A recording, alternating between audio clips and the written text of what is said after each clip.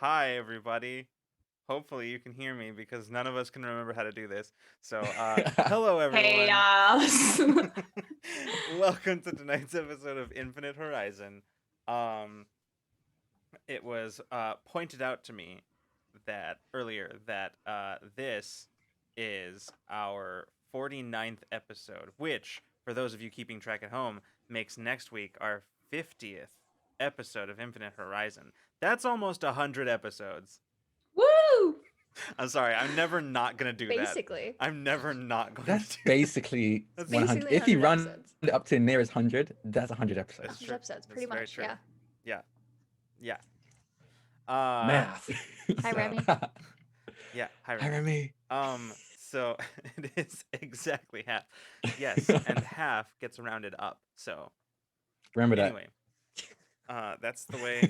Today's episode is brought to you by math. Just the entire concept of math. Just the concept of math. And the world at large, who's trying to hold us down by having just determined to have us have just bad audio. I think it's explicitly not brought to you by that.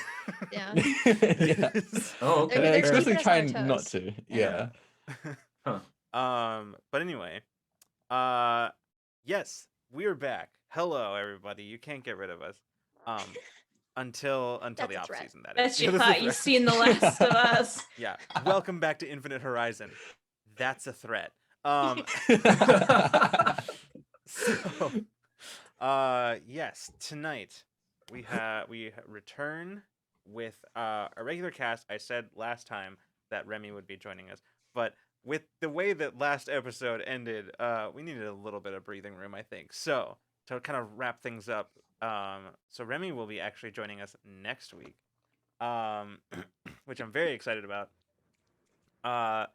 But yeah, so, but for now, before we get into tonight's episode, we have just a few I have a couple of things to say. First and foremost, we finished our fundraising campaign for Asian Americans Advancing Justice, and I'm still He did fucking incredible. Was it 4,400? Mm-hmm. Yeah. Uh-huh. Yeah. Jesus fucking Christ. The moment we smashed through 3,000, I was just like, I don't know what to do at this point. We literally did not plan for anything beyond 3,000. And the thing that we put there, the Mass Effect stream, we put it there explicitly because we didn't think we were going to get there. I like how Lucas makes it clear every time that he does not want to I play didn't want Mass to do this, Effect but on he made me stream. do it. No, I just want to, I'm just pointing out The power of Yes, charity. exactly. Anyway, so I am kind of glad that we did not reach 5,000 because the very last night I tacked on. I was like, if we reach 5,000, I'll tack on Andromeda, and I'm glad that we didn't do that because. So it's not that I just don't want to play that game on stream. Mm-hmm. Anyway, I love that game. I don't want to play it on stream. Anyway, so yeah, I just want to say yet again, thank you everybody for making that happen, because legitimately I honestly thought we were gonna get somewhere in the vicinity of like 12 to 1,600 maybe, and we more than doubled that. So here we are. Yeah. You've unlocked a lot of just very chaotic content. Just Is the what's weirdest. no doubt. Truly. Mm-hmm. I'm very excited for all of that stuff. So Geekcat says, why are they called the Ket? Because they can Ket the hell out of my face. Anyway, so that's all I got to say Good about that. one. Anyway, we have a lot of I'm Boo this cheering. man. Boo. I am cheering for you, so. Anyway.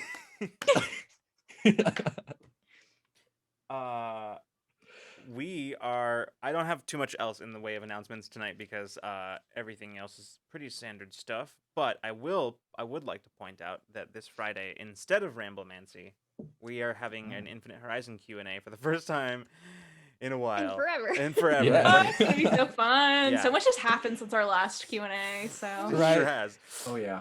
A So yeah. lot. So if you have questions about things in the show, that's your opportunity. If you can't be there, you can. We usually have a thread on Twitter that you can reply with questions to, but you can also ask us questions in the Discord.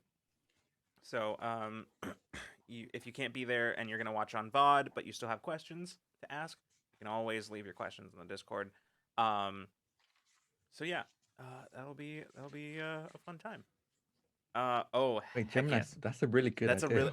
really That's good idea. I actually really do want that to happen.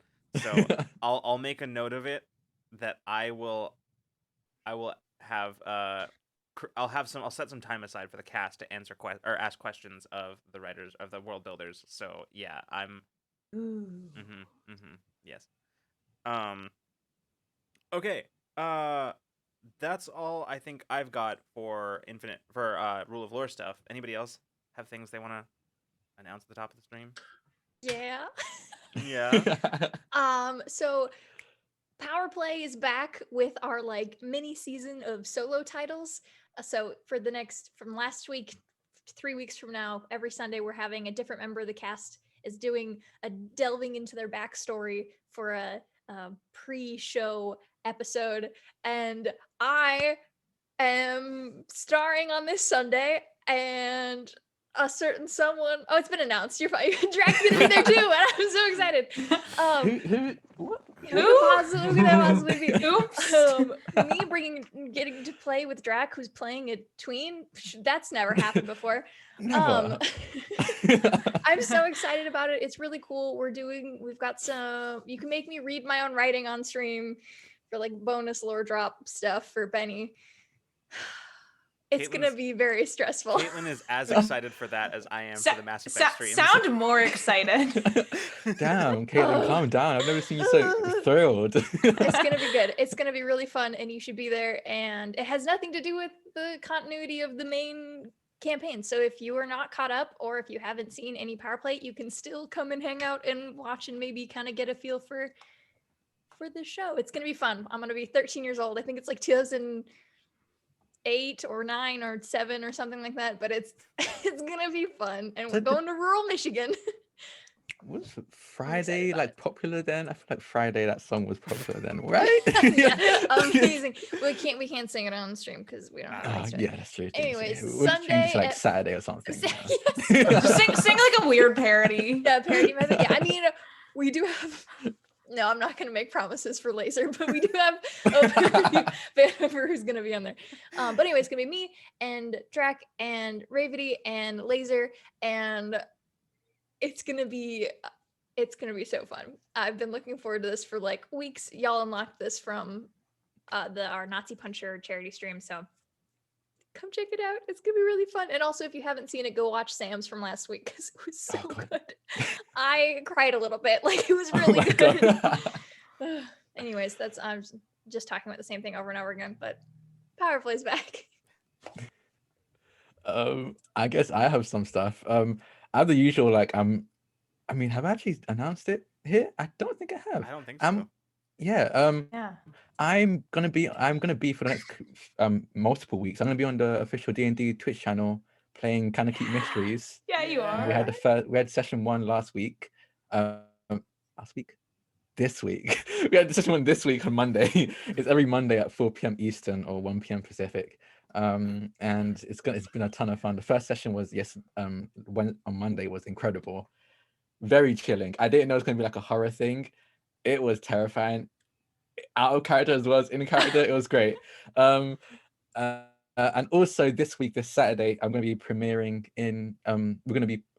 the Midsummer Mysteries over on Table Story, which is a steampunk / plus some magic mystery thing. It's very Clue. It feels very Clue right now. We're all going to be like meet up in a manor.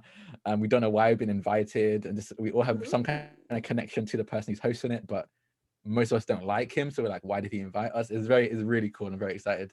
And that's going to be at 2 p.m. Eastern. I only have Eastern times in my head right now.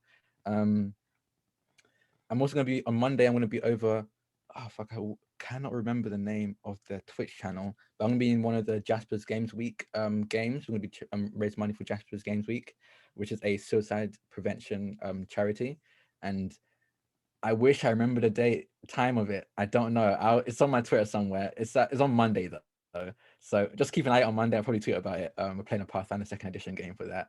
And then I have, all the other normal things. Wednesday I'm here.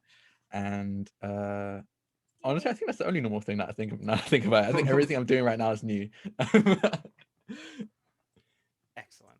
Well, anybody else have anything they wanna add to the top of the stream? No. I'm good, I think. All right. Well then, I think with that we will get into tonight's episode of Infinite Horizon.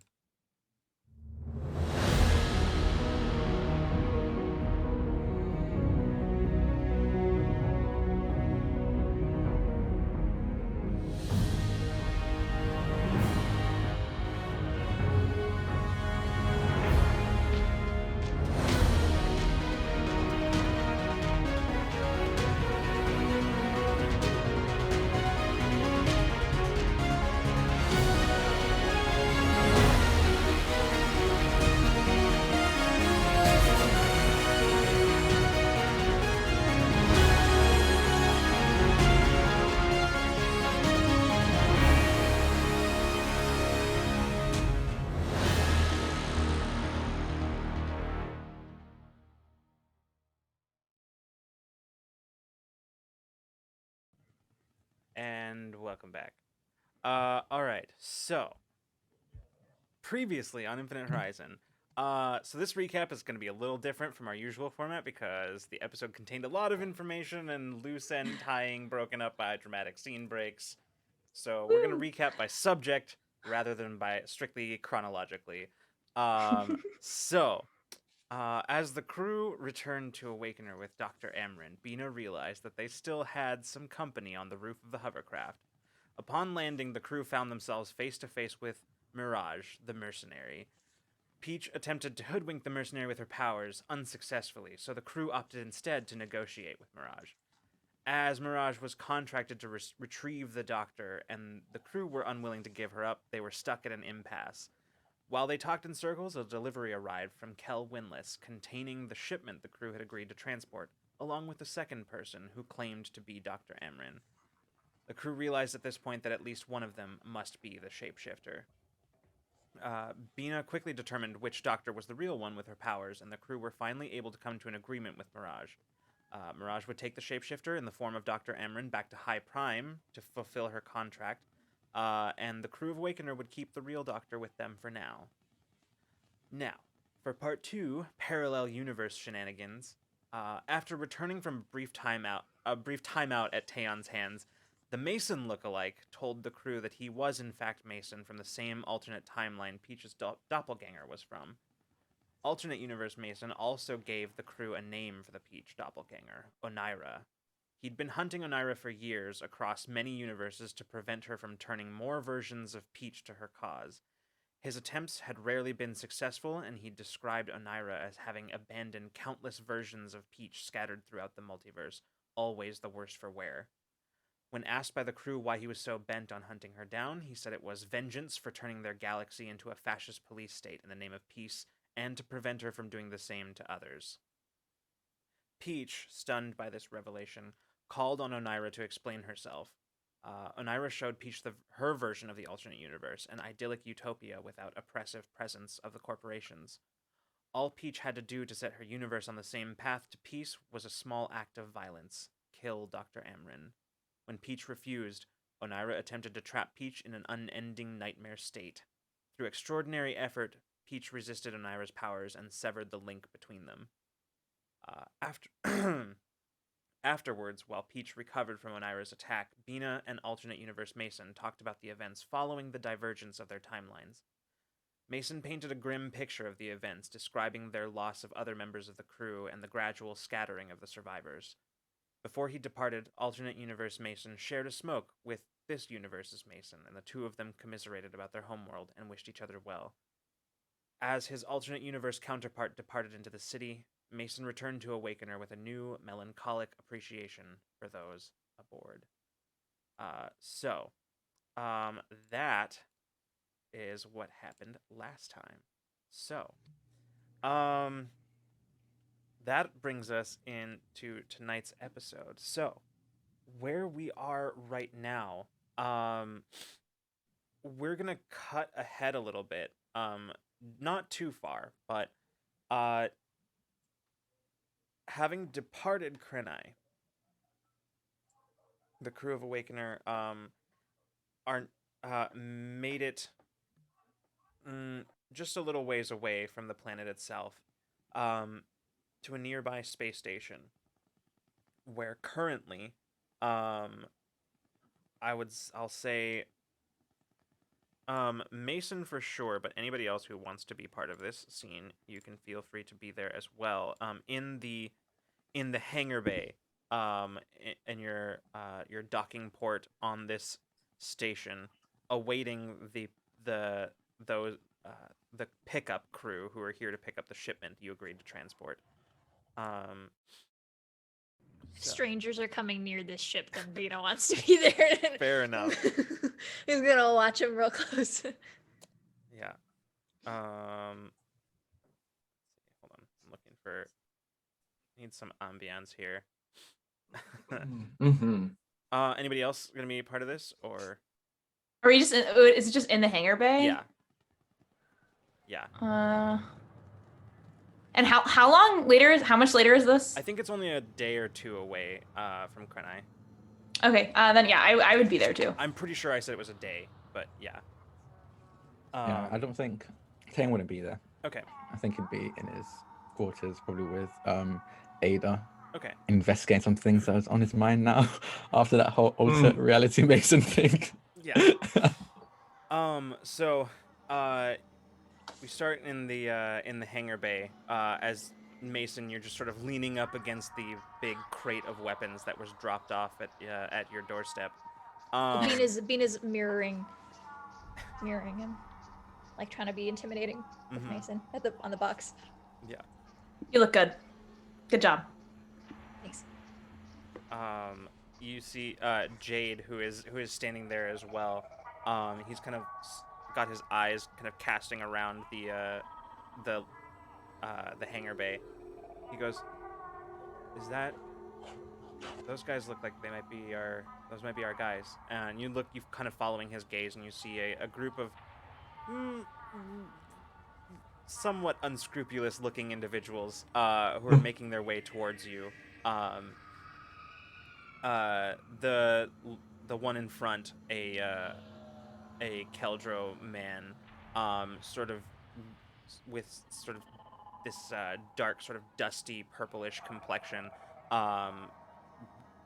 white marbling that's just sort of that kind of white marbling pattern that is common to Keldro, sort of fully on display as he walks up, sort of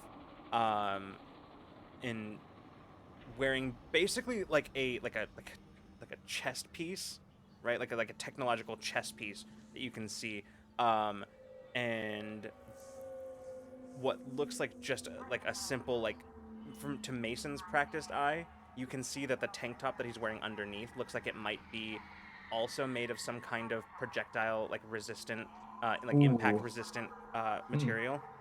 Nice. He walks up to the group of you and he says, "You Windless's people?" Just delivering for him. Yeah. All right. And he gestures to the crate. Says, "Let me see it." All yours. We removed some junk from it. Some rodents, you could say.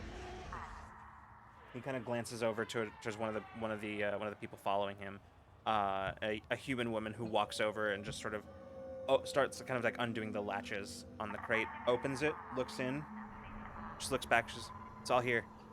He nods, says, "Well, all right then. Windless can expect his payment." And he says, Yeah.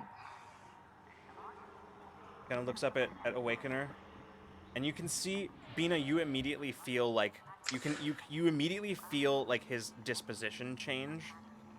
Even though like physically there's no change, but you can feel it. As he looks up at Awakener, you can feel just sort of this surge of recognition and then surprise, and then he looks. I want. Yeah, he looks back at all of you now, like with a very different expression on his face. Like he's now like looking between your faces, and he goes, "Huh, no shit."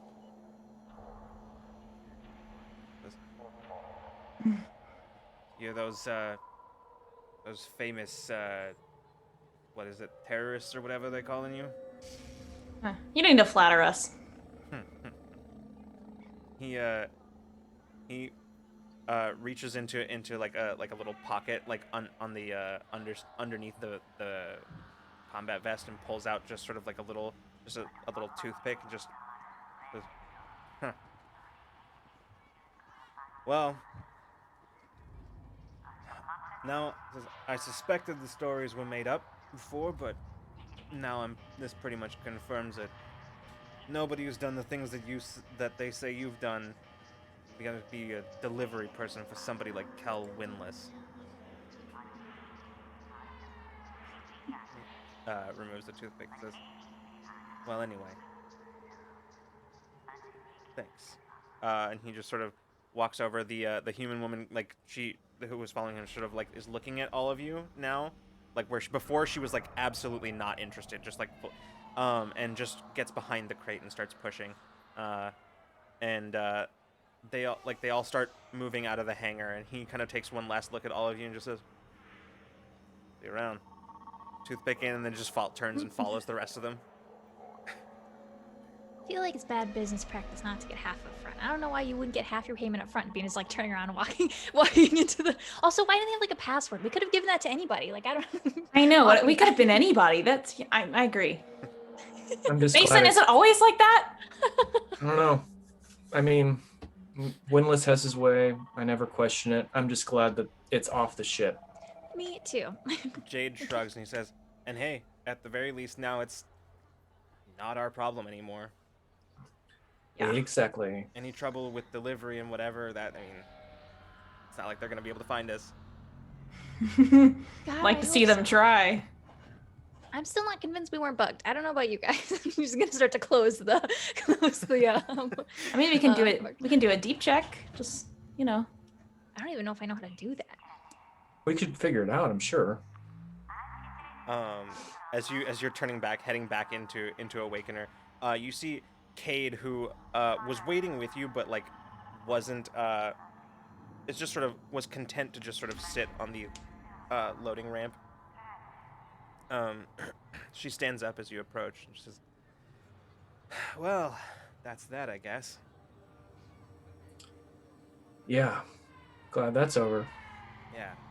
You can see as she kind of like casts her gaze around the hangar bay, looking at some of the other ships that are kind of coming and going. She kind of looks around and says, well, guess I'll be looking for a ship to take me somewhere. Well, I mean, you're on a ship. Do you need us to take you somewhere? Thing is, much as I appreciate that, you all seem like the sort of people who got places to be. And me, I need a ship that's going wherever. A ship with no destination. Yeah. Still, pretty safe to say my plans for saving up to buy a new ship probably burned a fair bit of my cred with that last job. So, gonna have to figure something else out now. Well, if anyone knows the hustle inside and out, it's you. Yeah. Maybe I'll go back to smuggling.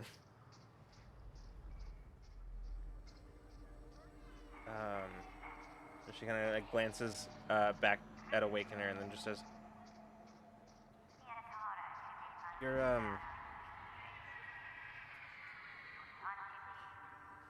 Your resistance wouldn't happen to be in the market for somebody with my skills set, would they? Why you'd never ask? Didn't know it was an open invitation kind of thing. I think we can swing that. We can always use more people. More good people.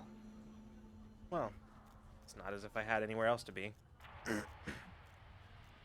She glances back, and you can see, following her gaze, you can see where the Keldro man that you were just talking to is now like still standing on the outside of the hangar bay, but is now talking to like about half a dozen other people. And she goes, "I think we might have overstayed our welcome here." Yeah. Yeah. Sucks. I was gonna see if I could knock anything off my shopping list, but we should go. All right, y'all load back up into Awakener, and take off. The sound of the door closing. Meanwhile, elsewhere on the ship, Taeon. Yeah. Where's Taeon at right now? I think Taeon is with Ada, where the Ada is right now. And he's just like, if he had hair, he'd be like running his hands through it as he's just pacing back and forth, trying to, just like, I think he's probably got like a bunch of like terminals and like holograms and diagrams up in front of him as he's like pacing, looking at them, just talking to himself. Probably at this point, I think he's past the point of like talking to Ada. It's more like at Ada. I imagine that this scene is probably taking place. I'm gonna go ahead and say it's probably taking place in the observation deck, and Ada is like laying down on one of the benches with like just the display projected above her, and she's just sort of looking through it as you're going. I imagine this conversation probably started with like Taeon just sort of saying a few things and Ada responding like, well, I mean, trying to give her input, and then just being like, oh, this isn't a conversation. Okay. She goes like, and you're just like, okay, I understand. Peach's power is that ridiculous, and I can't understand how she could possibly, I don't know, use a tether to get into our universe. And he's like pacing back and forth. But now Mason was able to, and he said that there's something about passageways to be able to travel through time, space. That can't be good for time or space. Is that what's causing the anomaly? I should have asked where he came from. I could have at least checked that entrance. Who else is going through it? I doubt it'll be an anomaly because of one person passing through. Are there multiple people? Is it a thing that people have been doing for a while now? And he's like pacing back and forth saying this. He's probably got like just like the map of the part of the galaxy they're in right now, and is trying to see like, I don't know where here that could be happening. This should be a thing that I would know, right? We will know about this, right? I think this is the first time we're like actually asking, like, we'll know about this, right? This will be in the books. It takes them a second before they like fully recognize that you are like directly addressing them, but Ada's just sort of like, huh? Oh, I mean, at this point she like swings her legs over and like sits up and just says, you know, honestly, I don't know. I mean, it's like you said, right? You've been tracking all kinds of differences in the timeline now as opposed to ours. And it's, I mean, what if we're in a different timeline than our own?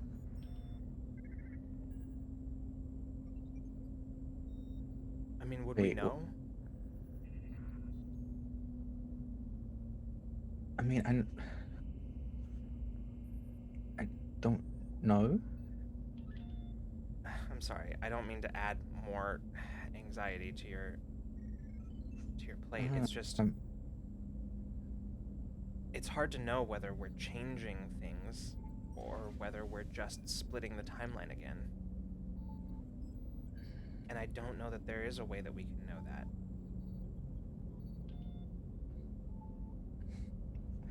I always,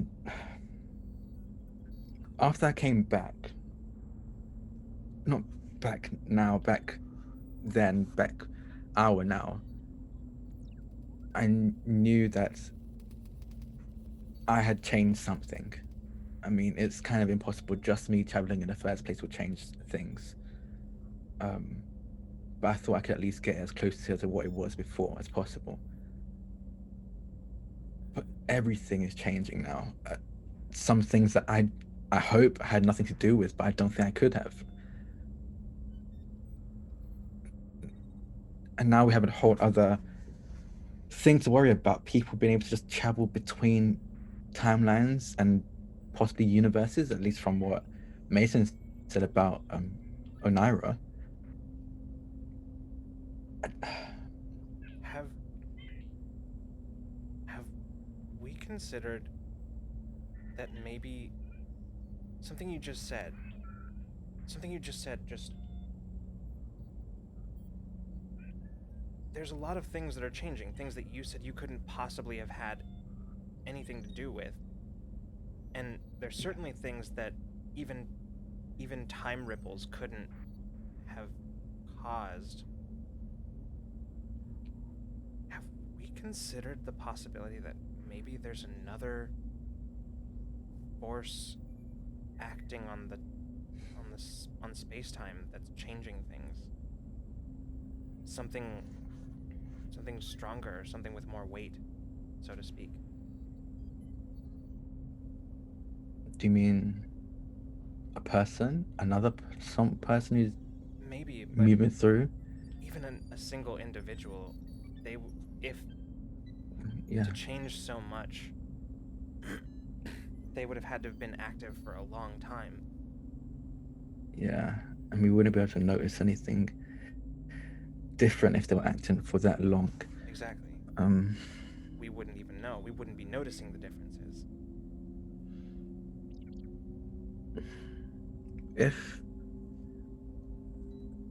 Do you mean just an actual force, like how gravity is a force, just something out there acting on time? Maybe. I mean, think about it. If somebody was actively, consciously changing things in the timeline, we wouldn't know. But if something else was happening that was causing these ripples, these disturbances, it would have to be huge, right? And it would have had to have been going on for a long time.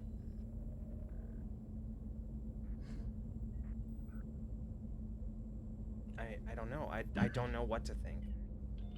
This seemed so much less complicated when we first decided to come here, but I'll be honest, I was hoping it was just something a little bit more directly connected to the crew. It always seems to be connected to the crew, but I mean, this might still be, but just not as obviously, which is a little bit frustrating. We need to think on this. I don't. But we also, and he kind of like sits down beside Ada, like rubs his eyes. We're doing too much. We're trying to help out with this resistance and what's going on with the course, but also trying to, solve the problem that we actually came here for. I don't know how much we can split our attention. yeah. You get the feeling that, I don't know, maybe this is just me, but I get the feeling that, like when you fall rolling down a hill and you know that, you're not sure whether you're moving yourself along or whether you're just rolling entirely out of control. That's how I've been feeling recently. And I can't explain it, but No, I know what you mean.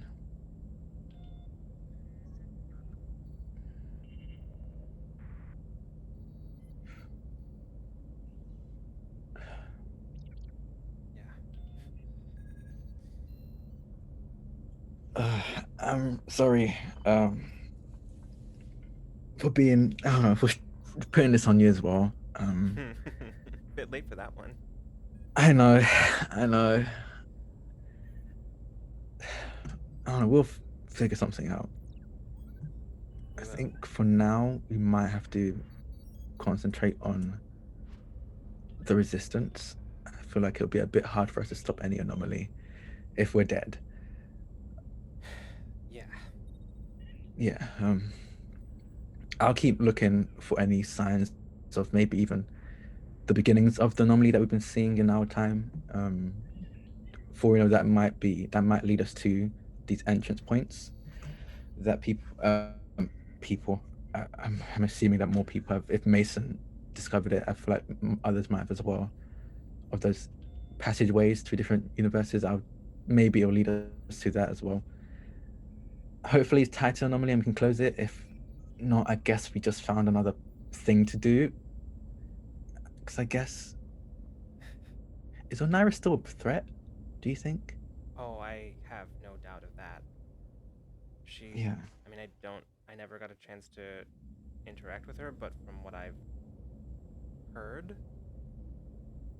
she doesn't really strike me as the give up and go home type. Which is terrifying because Peach is not the give up or go home type either. So, and we know how hard it is to dissuade her of anything.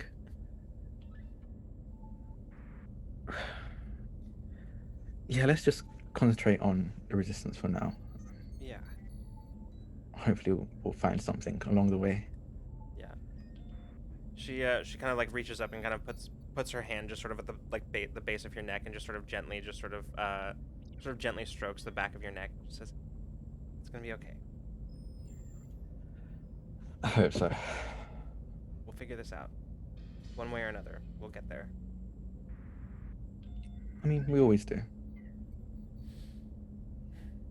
All right. Well, I'm going to. At this point, you hear over the PA system. You hear Alma's voice. She says, I'm getting a. Oh, actually, I'm getting a transmission from the base. Looks like it might be wire. Okay. All of you would have heard that by this point.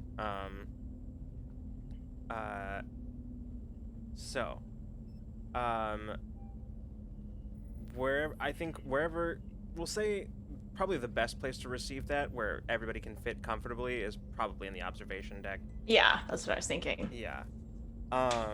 So everybody you all make your way up to the observation deck, finding Taeyeon and Ada Sprix already in there. As you filter in, the holographic display pops up, and you can see Wire sitting, as she often is, in the situation room on the resistance base. She leans in and goes, "Oh, good. You're all here. Not sure what your situation is, but I'm gonna need you to head to Sulan. Just got word from the leadership there that I can't even believe that these words are coming out of my mouth, but they want to talk. They want to talk? Yeah. Well, okay. They finally seem to they've caught wind of us somehow, and they want to meet with a representative of the resistance. Who contacted you? It was the office of the ruling council on Sulan. They're the ones who called and set up a meeting. Would I know who this is? Like, would I know at all any of the context of, like, are they being genuine? Like, would I know the kind of political situation There's on this? no way for you to know if that's the Okay. case or not. There is no way. Yeah, I know, but like, okay, do I know who the people are at least on this? I would probably know that, You right? might know Are some they- names. Okay. Yeah, you might know some names more than anything, but yeah. Okay. Wire says so. As you're currently, it'll be faster to get for you to get to Sulan than for me to send any other representative. So, yeah. Where are we meeting them? Um, they sent instructions. Hmm. If for Neutral ground? huh? Neutral ground? Well, I'm no. Meeting on Sulan. Yeah. Well, we have some shopping to do as well. And I got your reports from before, and I don't know what you plan to do with the doctor, but I sent well, I didn't send him. That's kind of where he was, but Becker's already on Sulan. He'll handle the he'll take the doctor off your hands. Sweet, okay. I haven't seen Becca in a while. Yeah, that makes most of us. I think we still need to decide what we want to do with the doctor. We need to have a little conversation. Well, whatever you decide, Becker has volunteered to help you handle it however you decide.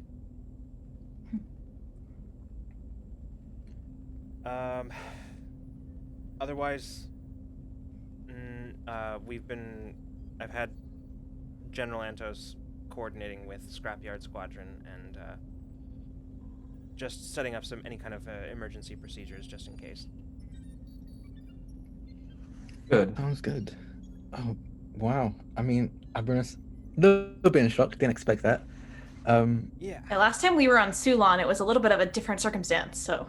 I mean, I guess getting a corporate ship run directly into the side of your asteroid will maybe change some opinions. Yeah. Oh yeah. That. And we have. Oh, go ahead. Well, I was just gonna say, at the very least, we can find out what they want to talk about. I suspect that if it was anything that we didn't particularly want, they wouldn't have reached out to us directly, or at all for that matter. Should be interesting to say the least. Yeah. You don't have to make any promises, just hear them out. Over under on potential of trap. Still running my second analysis, but extremely unlikely. I'll take it. They really don't have much to gain by it. Yeah. Or motive, as far as I can tell, so. Well, we're gonna I check guess this so. out. Yeah. Yeah. We'll keep you updated. Do Please you know if the silver fall is still sticking out of the asteroid? No idea. Hmm. Maybe we can help him get it out if it's not. It's been a while, hasn't it? How long has it been? 6 months? Since we've been to 7. Sulan? 7 months? They've Jeez. probably cleaned it up by It's now. probably fine, yeah. The caretakers are efficient. True. Alright, well, good luck. Oh. Before you go, any updates for us to know about what's going on back in HQ? Nothing particularly interesting. Things are just progressing as we've gone, as we've been going. So.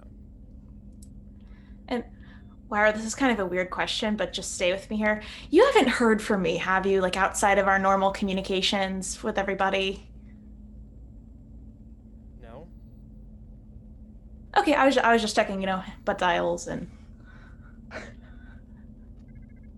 I really don't like it when you try to keep me out of knowing things. I'll feel tell like we you. should- I'll update you when we get back. There's a lot to talk about. Can't wait. And the communication cuts out. Had to check. All of the rest of us are like, That would be bad if she had answered yes, right? Yes. I hadn't thought about that, honestly, Peach. I didn't realize that that was actually a thing that we might have to worry about. Oh, I've worried about it quite a lot, so. I mean, I don't know how much does above board. Like she seemed like she kind of had to go to make you make decisions. Yeah, but there was a little bit while she was like physically in the base, so I don't. She Yeah, could that's interact with people like physically, so that's why Yeah. I That's was true. checking. I'm wondering When we though, wanted if, that like, airship. if she has to make the other peaches do it because it's their timeline. Maybe it's Anyway, tiring. sorry. Yeah. I don't know. Yeah. I don't remember how much being it is, so I didn't want to say that as Yeah. Anyways, spooky. Alma sort of like glances around and says, "Well, if we're making for Sulan, I'll go and start and set coordinates." Great. She goes, "Are we taking?" She points to Cade, and Cade goes, "Oh no, I'm along for the ride." Kate's coming home with us. Yep. Okay, then Fresh meat. I'll set coordinates. Abriel just goes, "Great, then you can come by Medbay for a checkup." I love how April's love language is check up. Aggressively checking vitals is Abriel's love language. New family? All right, let me make sure you're healthy Well, and not hurt. All right. oh. Yeah. Well, we're still in the observation desk, or observation room. I want to. We should probably figure out what to do with the doctor and go talk to the doctor. Was I able to finish my hidden fridge? My tiny fridge in the secret room in the back yeah. wall. You said it would take me more than the the- one day that I spent on it. I'm sure that there would have been time. Yeah. Okay, cool. Nice. So, There's a chair in front of it for good measure. yeah. Like- Vix kind of looks at you and just says, "Do you want me to let me rephrase that. I'd like to be there." Of course. Yeah. Full disclosure, when Onira was here, Onira, what was that? What she went by? I don't know. It was a dramatic name. She wanted me to kill the doctor. She wanted the doctor dead. So, just thought everybody should know that chilling piece of information. Had to be you. Couldn't have been her. I guess. I don't know. She could interact with things sometimes, but not all the time. It was irregular. I mean, it took a lot of energy for me to come back to now. I had to literally store up residual energy for a couple of years before I had enough to jump back this far. I imagine her not quite being here, but also being here takes up a lot of energy. So maybe she can only do maybe really big, short bursts. I don't know anything about time and dimensions and fate and anything like that, but it sounds like she has a very particular timeline in mind for you. Or wanted from you. Yeah. Very particular instructions, and it had to be you. She's trying to change you? Mold you into her, right? That's what she wanted? Yeah, she wanted to make all of the timelines like her own. I don't know why one wasn't enough. Why go to every one? We've definitely not seen the last of her. Did she miss something in her own then, maybe? Something wasn't perfect? So she wants to speed run other versions of herself to whatever perfection she thinks she missed? I guess. She wasn't being open with me. I only saw what she wanted me to see, but I mean, it seemed like she had almost complete control over her reality. I mean, Mason came all the way here to stop her. So I wish I figured out more of what she was actually trying to do here, besides just make it her own timeline. We're doing a lot. It'd be hard for you to figure that out, and also everything else I've been trying to deal with. Did we ever figure out if she had anything to do with the anomaly? Or was that just us grasping at straws? I don't remember if there was genuine evidence for that. A lot's happened. I still suspect that it's somehow connected, or at the very least, the jumping and crossing between universes and timelines has to. Maybe it's not her directly doing it on purpose. I would hope not, because I feel like that'd be very counterproductive. She seems to be wanting to create a timeline, not destroy them.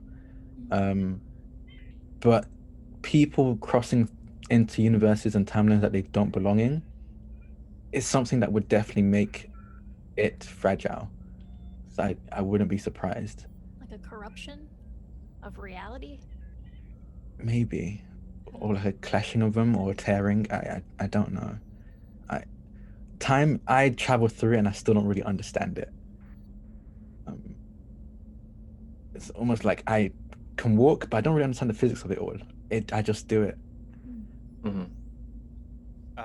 But I do think. Oh, yeah. No, go ahead. Okay. But I do think it is somehow, it has to be connected. There's nothing else that's been so tightly related to time and space, except for Peach. And she, I mean, again, take this all with a grain of salt, but she said that there wasn't an anomaly in her time.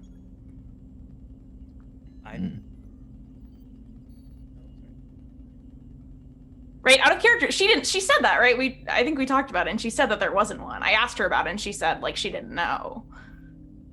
I think that's what she said, is that she didn't know. I thought she said that she didn't, that, like, there wasn't one, but... Okay, those are effectively, those two statements are the same, kind of. Okay, because fair. If she didn't know, then she would say that there wasn't one. That's true. So, okay. But there still could be. Yeah. So. Man. I guess there's no way of knowing. At least not for now. But I think the only piece of evidence is that there were similar, I guess, chronokinetic energy from when you were whisked away by Onira in your room, Peach. It was similar to what I leave behind whenever I use my abilities. And that just might be just what happens when you move through time. But other than that, there's not really much I'm going off of to say that it is linked. I don't know.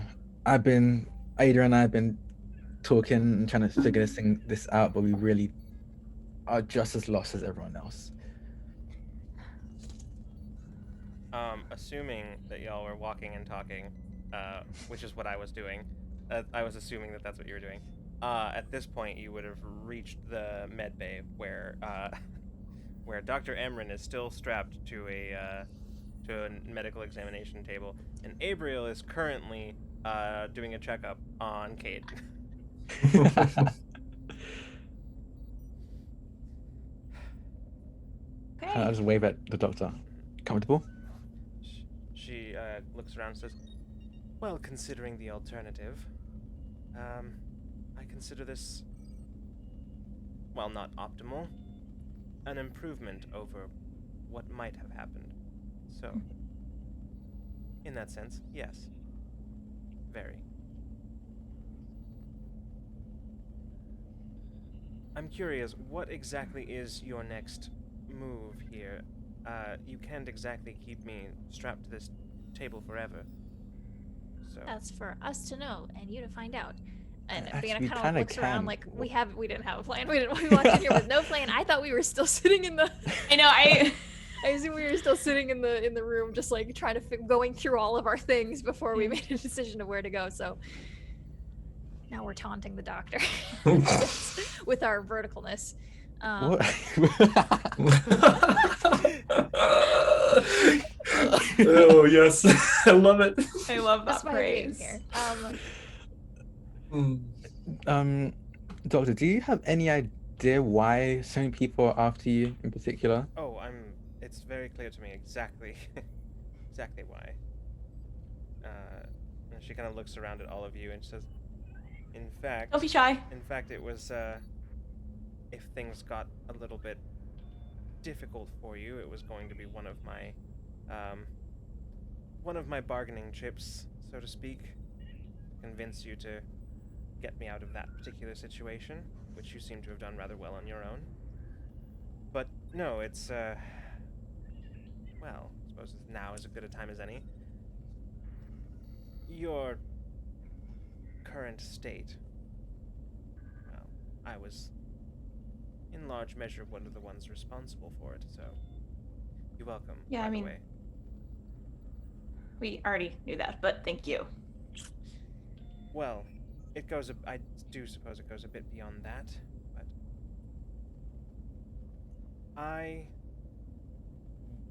well, Silverbreak had me working on something, a way of recreating your abilities in others, in through a much more streamlined process.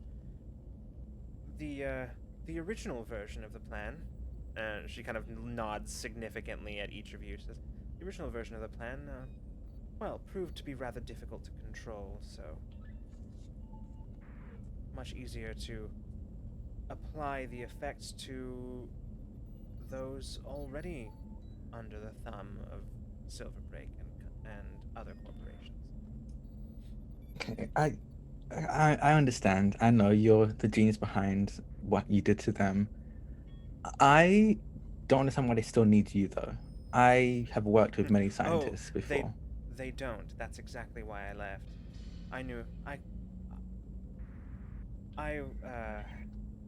could take the temperature of the water there, and I knew where things were going. Okay. So do they have the ability to make more supers without you?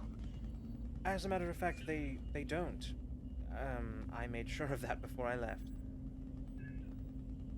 And now everything that they need, well, it's here.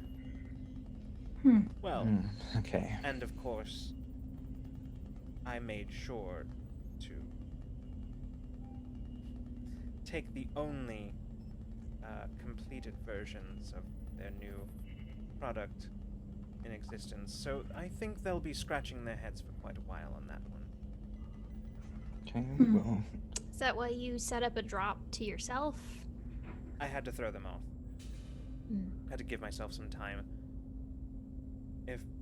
If they I had to give myself some time to arrange to disappear, and assuming they caught me before I'd managed to do so, well, if I'd had the samples on me, they would have no need of me.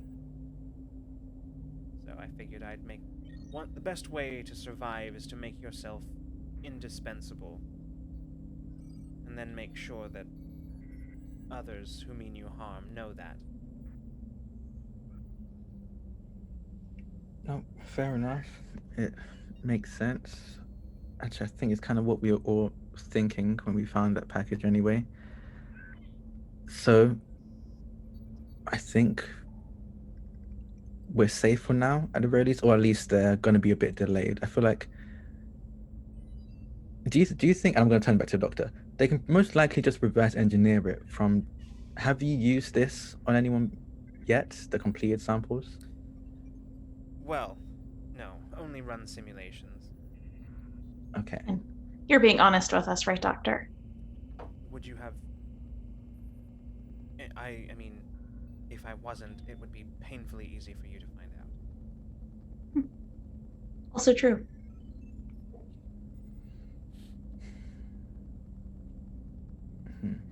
And what's your next move? Well, and she just sort of pointedly strains against the restrictions. She says, I rather imagine that's up to all of you. In an ideal world, where were you headed? Somewhere where I could take my exceptional talents and make myself rather comfortable. That is very vague. Yeah, I don't think you could have So been more vague if you tried. That was pretty good. Nice. So what? Sell your serum to the highest bidder? The serum, no. Well, that. But I was a bit more interested in the long term. Nothing that concerns any of you, don't worry. But the serum was a gateway to that. The long-term meaning, what exactly? She wants a beach on a faraway planet. No one will bother her with her comfy, cozy living. I'm more of a mountain type of person. My bad. I can't imagine you like the slow life, Doc.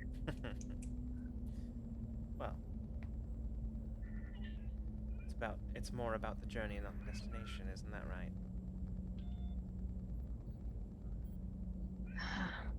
Okay, wiki quotes. We'll talk to you if we need anything else. Yeah, we're gonna be keeping you for a bit longer until you can decide. You know, there Nick is says- an option where we all come out of this pretty well. I have the potential to be very useful to all of you. For instance, I know more than almost anyone alive in the galaxy about, well, maybe not your specific abilities, but the things that, what made them, how they work. Do you know about mine? I know you had quite a lot to do with theirs, but Interesting. I don't know you. Them I know. But you I've never seen before, but you have abilities as well. I thought it was obvious. Yeah. Did you get jumped around by him? No. Oh yeah, this is a different doctor. That's right. Yeah. Yeah. How How- exactly do you think it can be useful to us? I've answered rather a lot of your questions, and I have one. You're of my also own. you're also bound to a table, so I feel like course. we're And if you want answers, you're more than welcome to attempt to take them for yourselves. You're more than capable. So there's there is really no problem. You should have no problem answering a simple one of my questions. it depends what it is, but ask away. I'm curious about you. How did you come by your abilities? I don't know. I don't really like spoiling stuff, you know?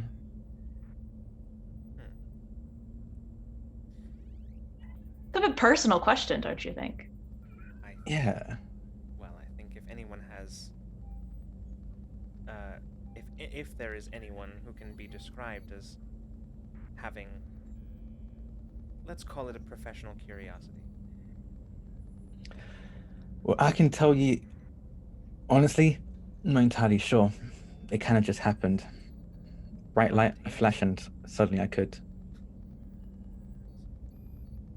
Spontaneously, it wasn't as a result of any kind of experimentation or any kind of. Nope. Well then. I want to know how she feels about all of this. Oh, he is intensely fascinated by Taeyeon. And No self-doubt in there at Nope, all. Nothing not at about the all. like. She's not the only one who Nope, can not do at it. all. She's Didn't think so. fascinated by Taeyeon, and like you can feel excitement as she just sort of looks at you, Taeyeon, and goes, "Well then, you are among a very, very select group of people in this galaxy." Almost not in here, right? No. Okay, I don't want her. I don't want Yeah. her to look at all. So he said select. There are others? Well, I rather think you know one. The only other one that I am aware of. Okay. Is there any likelihood of there being others other than the two of us. Statistically speaking, if it happened once, it can happen again, but it's happened twice. And that makes it a certainty that it will happen again.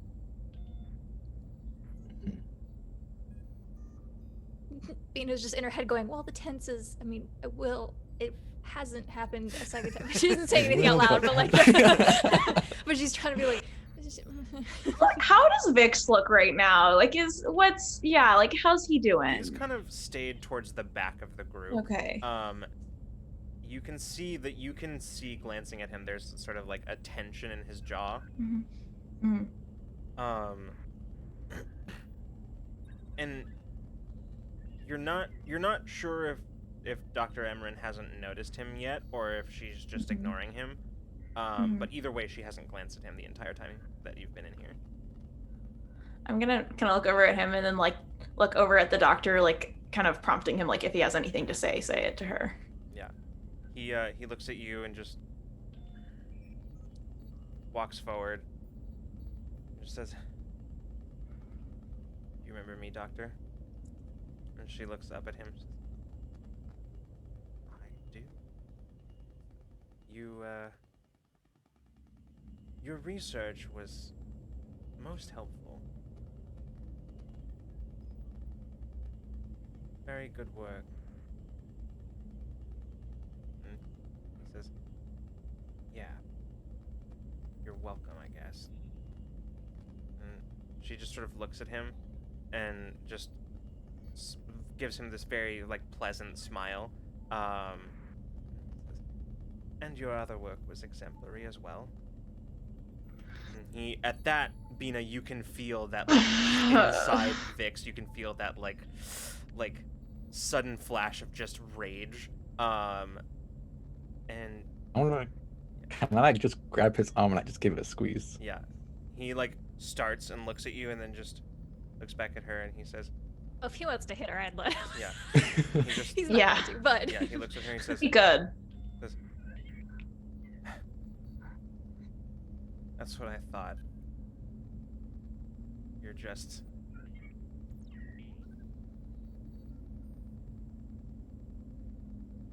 You're nothing." And he just turns and walks out. And she just...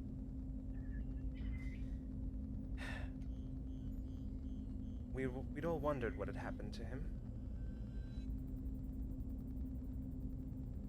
I'm like really annoyed with her self-assuredness right now. Bina can't handle it, so just getting pissed about it, especially after clearly making Vix upset. I just like, for the duration that we're in this room, I want her to feel just like uncomfortable, like the itchy, like not. I don't want her to be afraid. Like that's just dramatic, but like itchy, like emotionally, like feeling uncomfortable and like can't settle. Like she can still have her own emotions on top of it, but like there's always like when you're a little bit anxious and you're like about nothing and you're like feeling fine, you're like, oh, it's nothing, it's fine.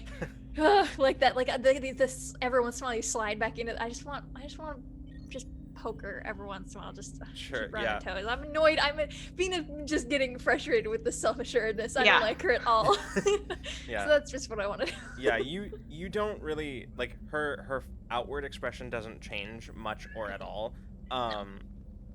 You can see that she's a little bit less like focused, very slightly, but she just says, "Well, what do you intend to do with me then?" Before we answer that question, because I answered yours, again, you said that you could be useful to us. You're about to bargain with us. And chances are I'm not going to take it, but I'm just curious about what exactly you thought we wanted or needed from you. And you might want to think over your answer very carefully, because everyone on this ship hates you, and we are in space. So there's, a way out. So just keep that in mind. It's interesting that you are so quick to jump to threats before having heard anything I have to say. Yeah, well, you kind of pissed me off, so. I rather think it smacks of insecurity, but regardless, you have many others like yourselves, others who are struggling likely to understand what has happened to them. Those who might need help beyond that which anyone else is trained or specialized to give them. Taylor's the moment she said that, he just starts like, we're not taking another one in. We can't take another one in, please. We can't do this. Like, he's immediately like tells everyone, we can't do this again. I mean, I understand April was like, not quite on your side and then became like moving onto your side. Not her as well though, please. Did you say that out loud? Yes, he literally just. I think like at this point, like Taeyeon is so frustrated with how many people I'm are gonna- taking on. Gabriel looks up and just Yeah, goes. don't compare She her just to looks over and she April. goes, "None taken," and goes back to what she's doing. I'm sorry. If I was in charge, I wouldn't have let you on board after everything. Okay, you've done. Taeyeon, one second. I'm gonna kind of just wave my hand over and put the doctor to sleep so we can have this conversation. Oh my god! Yeah, I'm not gonna make you roll for that. You just okay. Just like, shut up, please. She's lucky that that's all I did. I think immediately Peter goes, okay, but April is a good person. So like, No, I mean, they can't. yes. They're not comparable. You can't make that comparison. April, I do think you're a very good person. I honestly, you're a very great addition to the team. But at that time, after everything that happened, I personally would not have thought it was a good idea to have brought you on the team. Great, this is a super helpful conversation right now. And maybe we should think about what we're gonna do with the doctor. I don't want to keep her. We're not Just keeping her. throwing Thank that you. out there. Okay, I don't want thank to God. keep her to ease your insecurities. April just Insecurities? shrugs. That's not. April shrugs and says, "We can't exactly let her go, knowing what she knows." No. She is very dangerous. I don't want Yeah. her on the base. No, that she would be a target. She would make everyone come after her there for one. Or she'd convince someone to let her out. There's too many people. Maybe Becker has some ideas too. Maybe. Yeah. I think probably the best idea is to hear what Becca might have.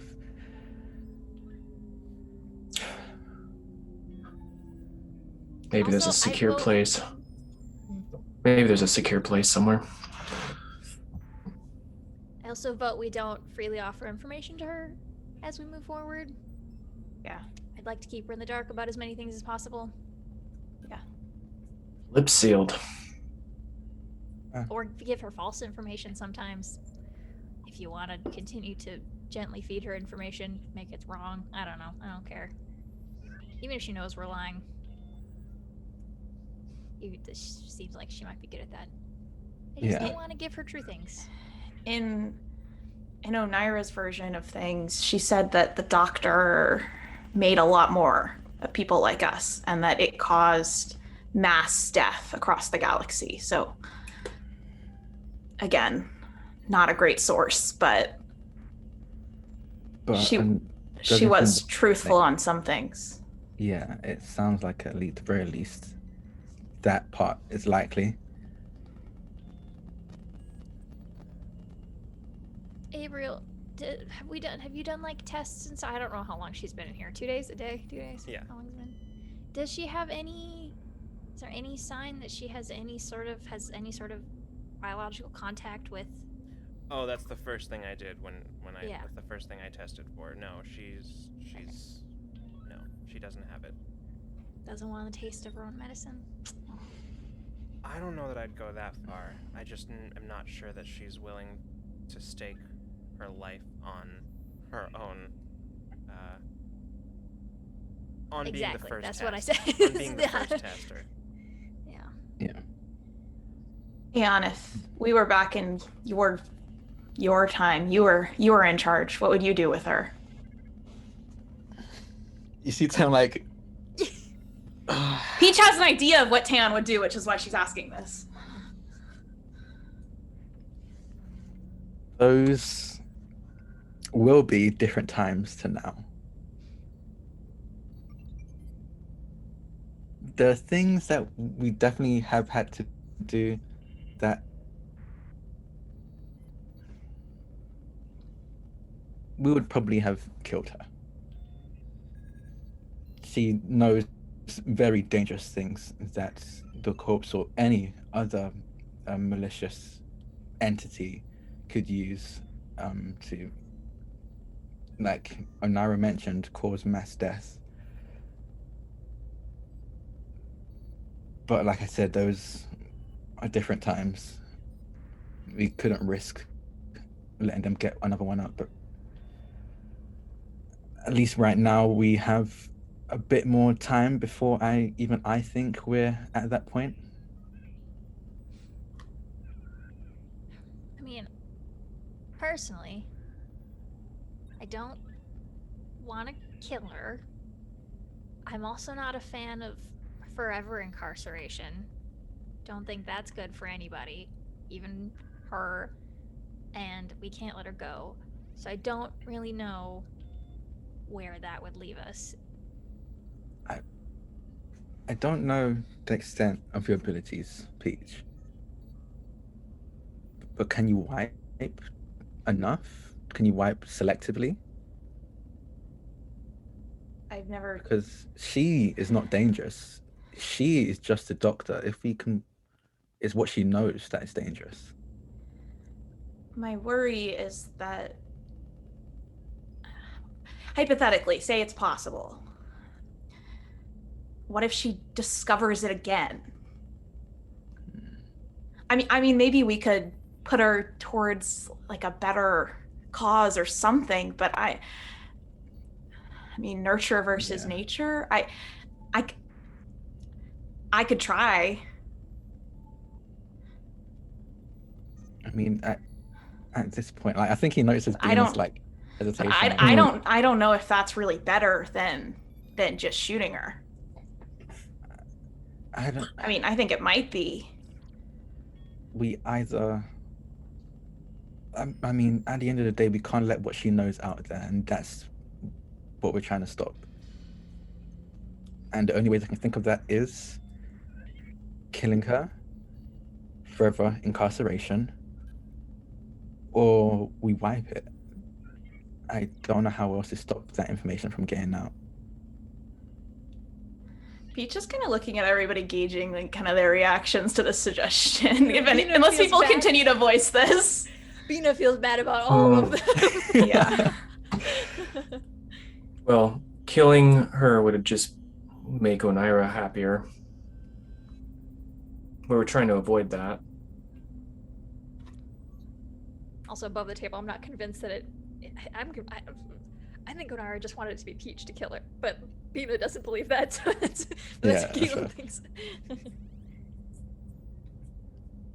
Yeah, I don't know. Onaira had a lot of motives for doing everything. She could have just wanted to see if I would do it. The things she said about her in her timeline might not have even been true. We don't know. Did we cross-reference that with Old Mason? I don't remember. Nope. No, okay. Yeah. I mean, I don't think it's a stretch to say that this doctor's information getting out there would cause a lot of harm.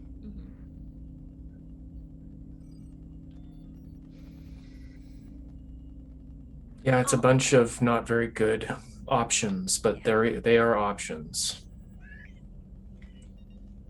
And it's a hypothetical. I've haven't done that often. Sorry, that was Caitlin. The delivery of that.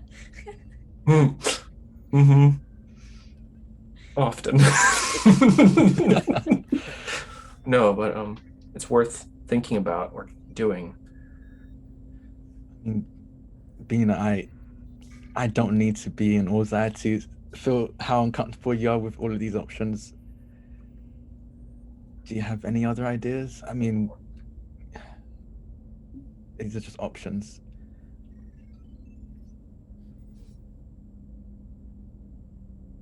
I hope we can't hear you. Hello? Can you hear me now? Yeah, now we can hear you. Yeah.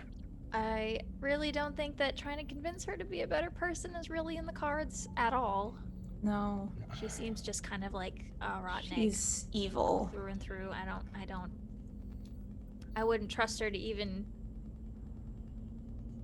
if she genuinely said that she would work with us to be rehabilitated, which is a weird word to use, I feel like here, but like I wouldn't trust her at the end to believe that she'd I No. don't know. We have enough enemies. We don't need to bring one into our home. I don't know. I'm not someone who makes hard decisions. I fly ships and I fix them. So I don't know if I'm gonna be happy with anything that we do.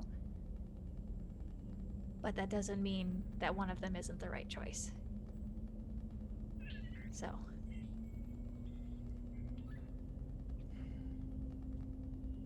I think I am leaning towards at least attempting a wipe. I, like you said, having her around might attract people to our base, and I don't think we need that, especially right now in the growing stages of the resistance. And like I said, I don't think we're at the point in any of the conflict we're at to need to kill anyone. So that isn't on the table right now either. And at least with what we've come up with so far, the wipe is the only thing left after all of that. Gabriel leans forward and just says, there might be another option, but I'm not sure it's a lot better. all of our choices are just at the same level all the way across, so Well, hey, the more thing the is, merrier. I'm also not even sure it's possible. Oh. But, Peach, you said a while back that there was something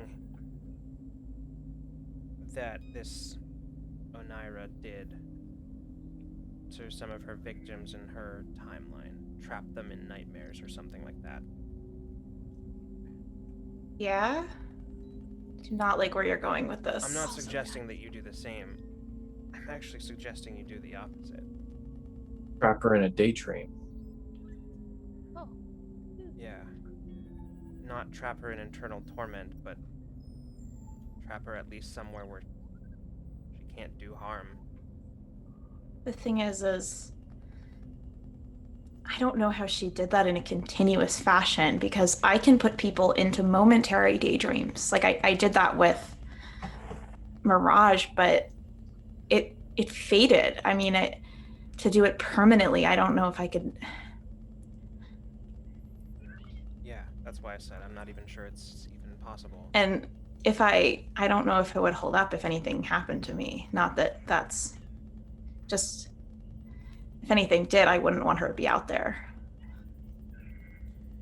Yeah. Well, either way,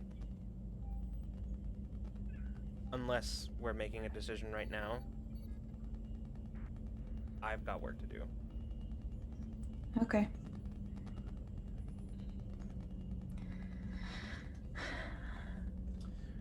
We'll take our thoughts into maybe Over place with- dinner. somewhere where there's coffee, and out of here.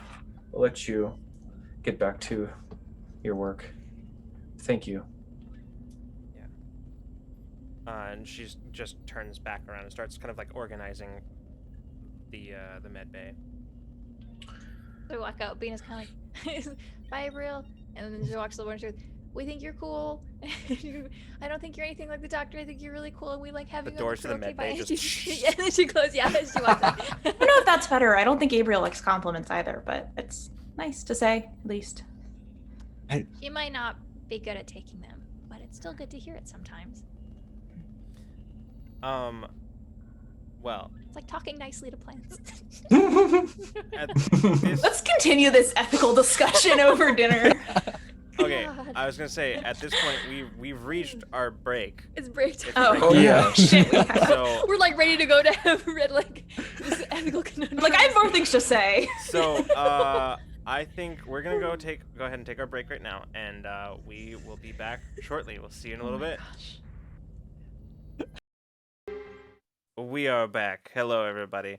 Um, I have. I thought I went out of my way to fix audio issues before the stream, but this ended up being the only one that anybody noticed that those audio issues that I tried to fix were there. So maybe it's different now. We'll see. We will find out. Let me know if actually don't let me know if it's any different or better or worse because there's literally nothing else I can do at this point. So I've done everything that I can. Anyway, welcome back everybody. Ugh, got something in my eye. Everything's fine. I'll just do this the rest of the episode. Oh, Anyway, it's a tiny piece of paper. This is a tiny piece of Anyway, welcome back. When we left off, the crew was sort of going through. Okay, cool. Get that thing in your eye. I will do my best.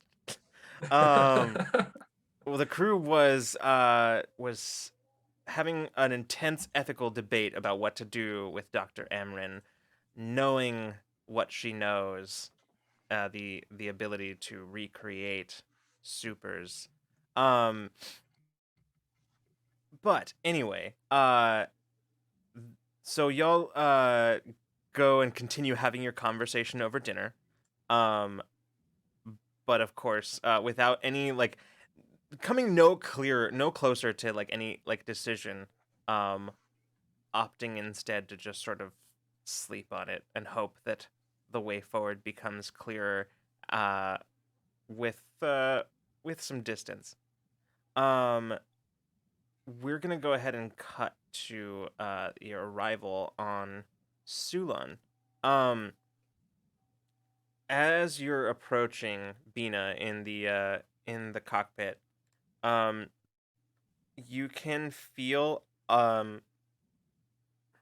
almost tension rising as you approach Sulon. And when you drop out of FTL and the asteroid itself becomes visible,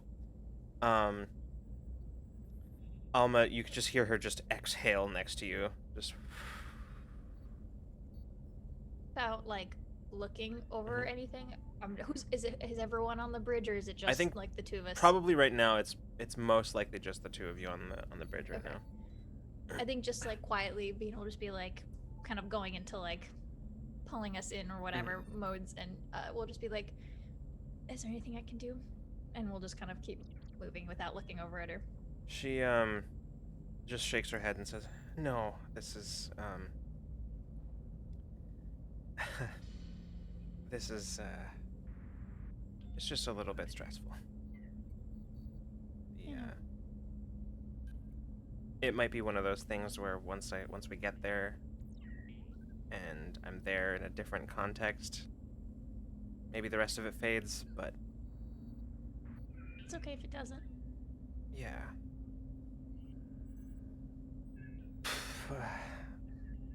I'm gonna reach out and just kind of like squeeze her hand on whatever Mhm. control she's got on, and then I'll come back to Yeah. go back to what I'm doing. As you move forward, Bina, you see the beeping on the console as the landing authority, the port authority of Sulon is hailing you.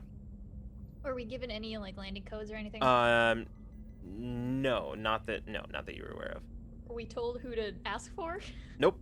or announce ourselves? Not at all. I'm not gonna say here on behalf of the resistance into a comms. That's not gonna happen. Okay, I'm gonna. Can we like ring the office of the ruling council? Can we I mean, just we might just call their land. public line? We might just land and then go find someone, but I'll see. So I'll open their frequency. Unidentified ship. This is the Sulon Port Authority. Please identify and begin transmitting any kind of any identification. Okie dokie. And I'm gonna send through our pack that we normally send. That. Yeah. We have fake credentials, right? Yes. Yeah, I send those. Yeah.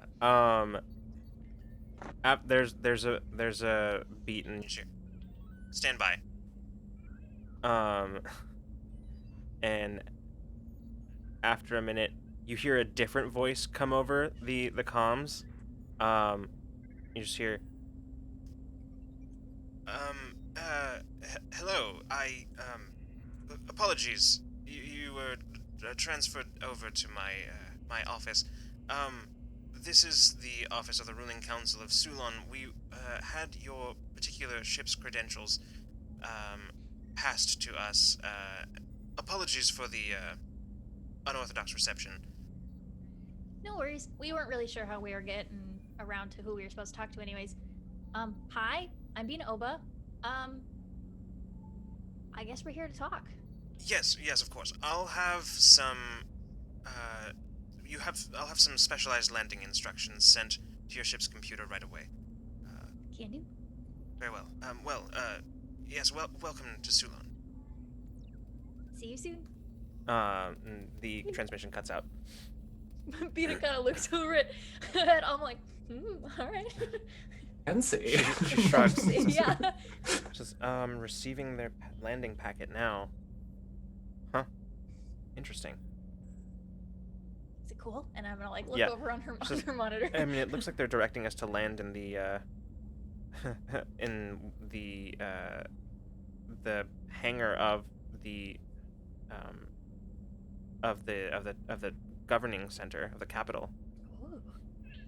Partially feels very cool, and partially feels a little bit like I'm getting called to the principal's office, and I'm gonna start putting into the landing protocols. Get us in there. All right. Before too long, you find yourself entering the one of the main sort of shafts that leads directly into through the crust of this asteroid. And as you do so, you eventually find yourself entering the hollowed out center of the asteroid, wherein the entire city of Sulon sprawls out all over around the interior of the asteroid itself.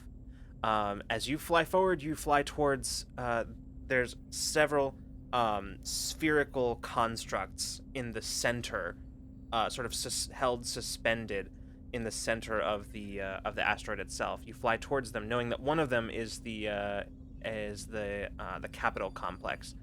And as you make your way towards it, your landing instructions begin transmitting to the computer, and you Bina, are able to follow the prescribed path towards the landing, towards the hangar bay. As you're How's the traffic this time of day? oh, it's Nice. How's the traffic this time of day cycle? it is thick, as it tends to be most of the time. Yeah.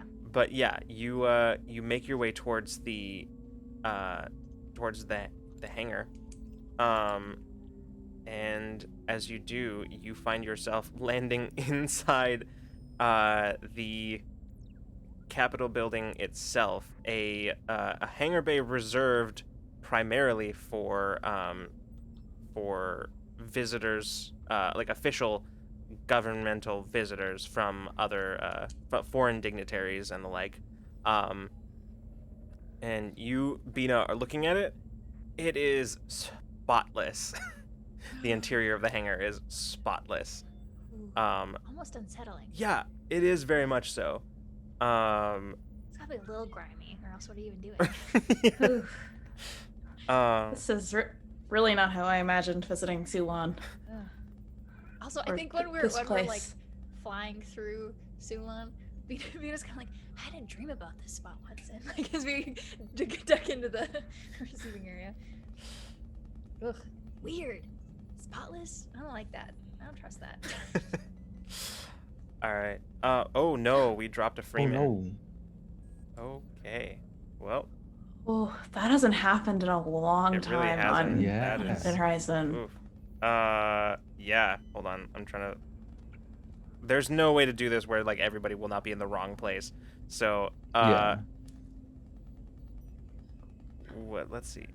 Okay, he's Oh, there it is. back, Back? but we'll still have to. Okay, ready? We can do it. We can do it really fast. Yeah.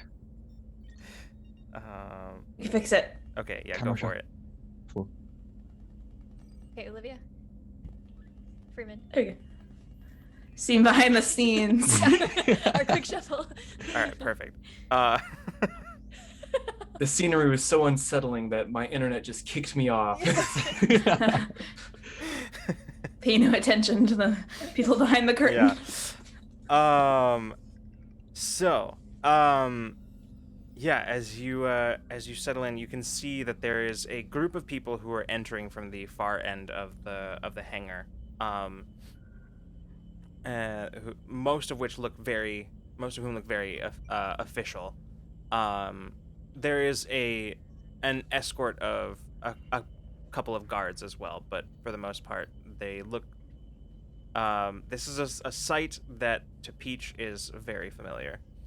Yeah, this is like she hasn't done this exact thing before, but like very similar to.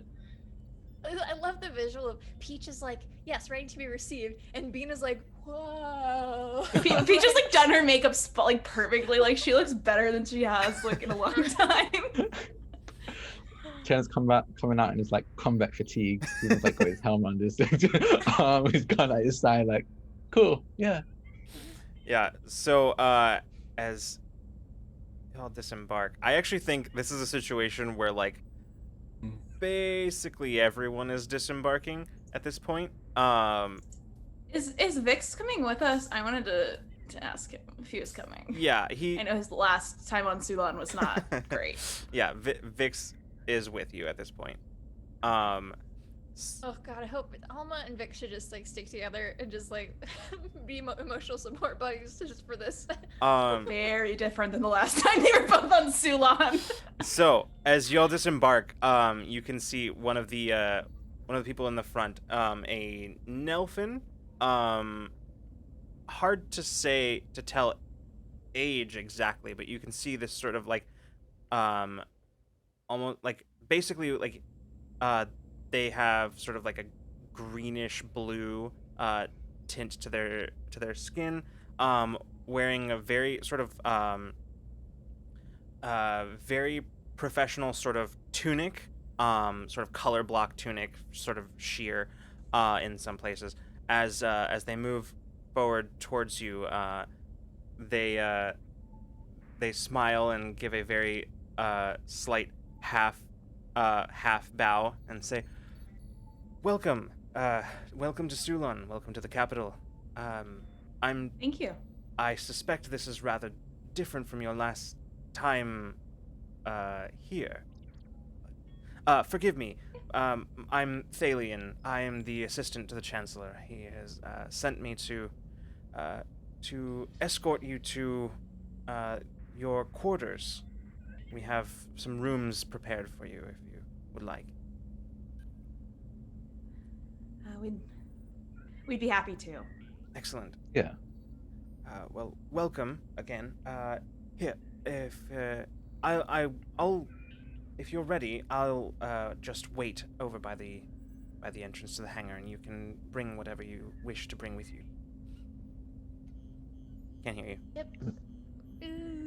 Is the ship staying here? Are we moving it? Is it gonna be okay here?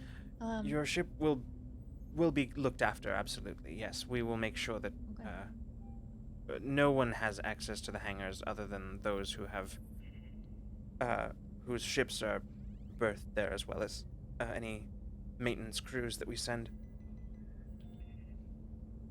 Which reminds me, would you like me to arrange for a maintenance crew to have a look over your vessel? No. Very well. Thank you though. But thank you for the hospitality. Of course.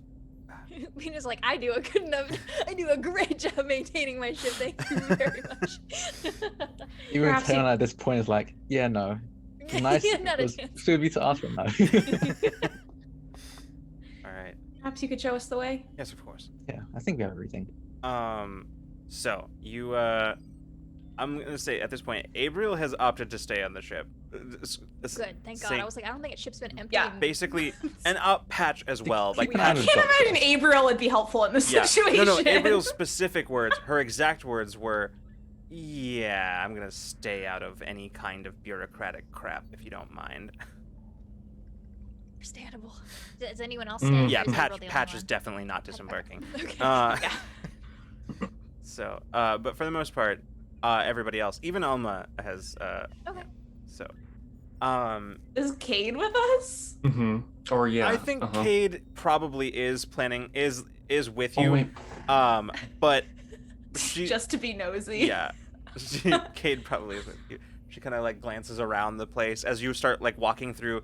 You exit the hangar and entering some pretty nice looking corridors, a bit sterile for comfort, but well decorated and Hmm. but yeah, making your way through. Cade's looking around, going, "Huh, fancy." Yeah. This stuff. Maybe you can tell us a little bit about the facility here while we're just walking. Peach is just trying to make small talk Yeah. with them as they're going. Yeah, basically like he's just as you're walking through the place, he's just giving you like Hmm.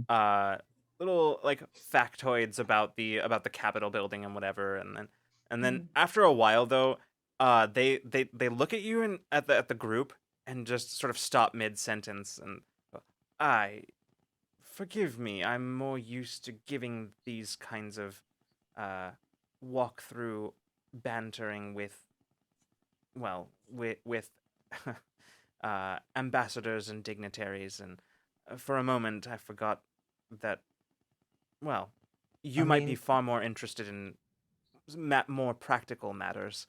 'Cause, Don't look like an ambassador to you? She's wearing mechanics directory. they crack a Ambassadors. grin and just say, I was hoping you were working your way up to that.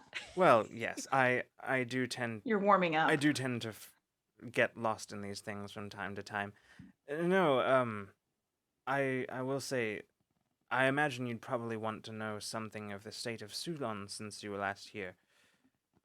Well, Yeah, did we see the Silverfall on our no, way you in? didn't. Like, was No, you definitely okay, didn't. I forgot to ask Yeah. when we were going in. So, And also, just want to add, as we're walking through, I want Tam was like peeking into every room he could, Mhm. just to get like a okay, I know where this room is, and like, like moves Yeah. out again. Nice. He says, well, the ship that unfortunately was run into the exterior of the asteroid was rather quickly taken apart by was rather quickly dismantled by the caretakers, and the pieces were repurposed for use on many repairs around the city. Um, a rather large portion of it was taken by the caretakers themselves to do with unknown, really. The business of the caretakers is their own, and they prefer to keep it that way. As for the deceased hordes of creatures that lay in the streets afterwards, that was rather more difficult to deal with. But they've been taken care of, and their remains have been laid to rest. But for the most part, the city itself has, well, most people have almost forgotten. But there are, they kind of like look around, sort of, for a moment. It's almost like checking to make sure that, no, like that, like the kind of like, They're allowed to gossip. yeah, with that us. kind of thing. If I may be candid, I, while many of the citizenry of Sulon are keen to put the incident behind them, the ruling council hasn't forgotten what happened to our city at the hands of the corporations and their unsanctioned actions. If you don't mind my saying, it's one of the reasons why I believe the Chancellor called for a meeting with you. Hmm.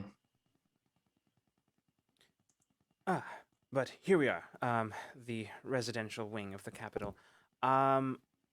These are this particular suite of rooms we made sure to book especially for you. You'll find, I hope you'll find the accommodations to your liking. And you can see that the doors open.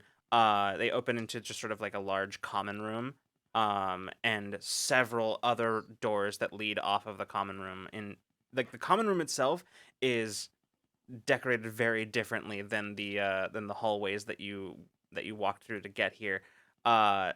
Instead of this sort of almost sterile order to it, it has a much more comfortable, relaxing atmosphere, and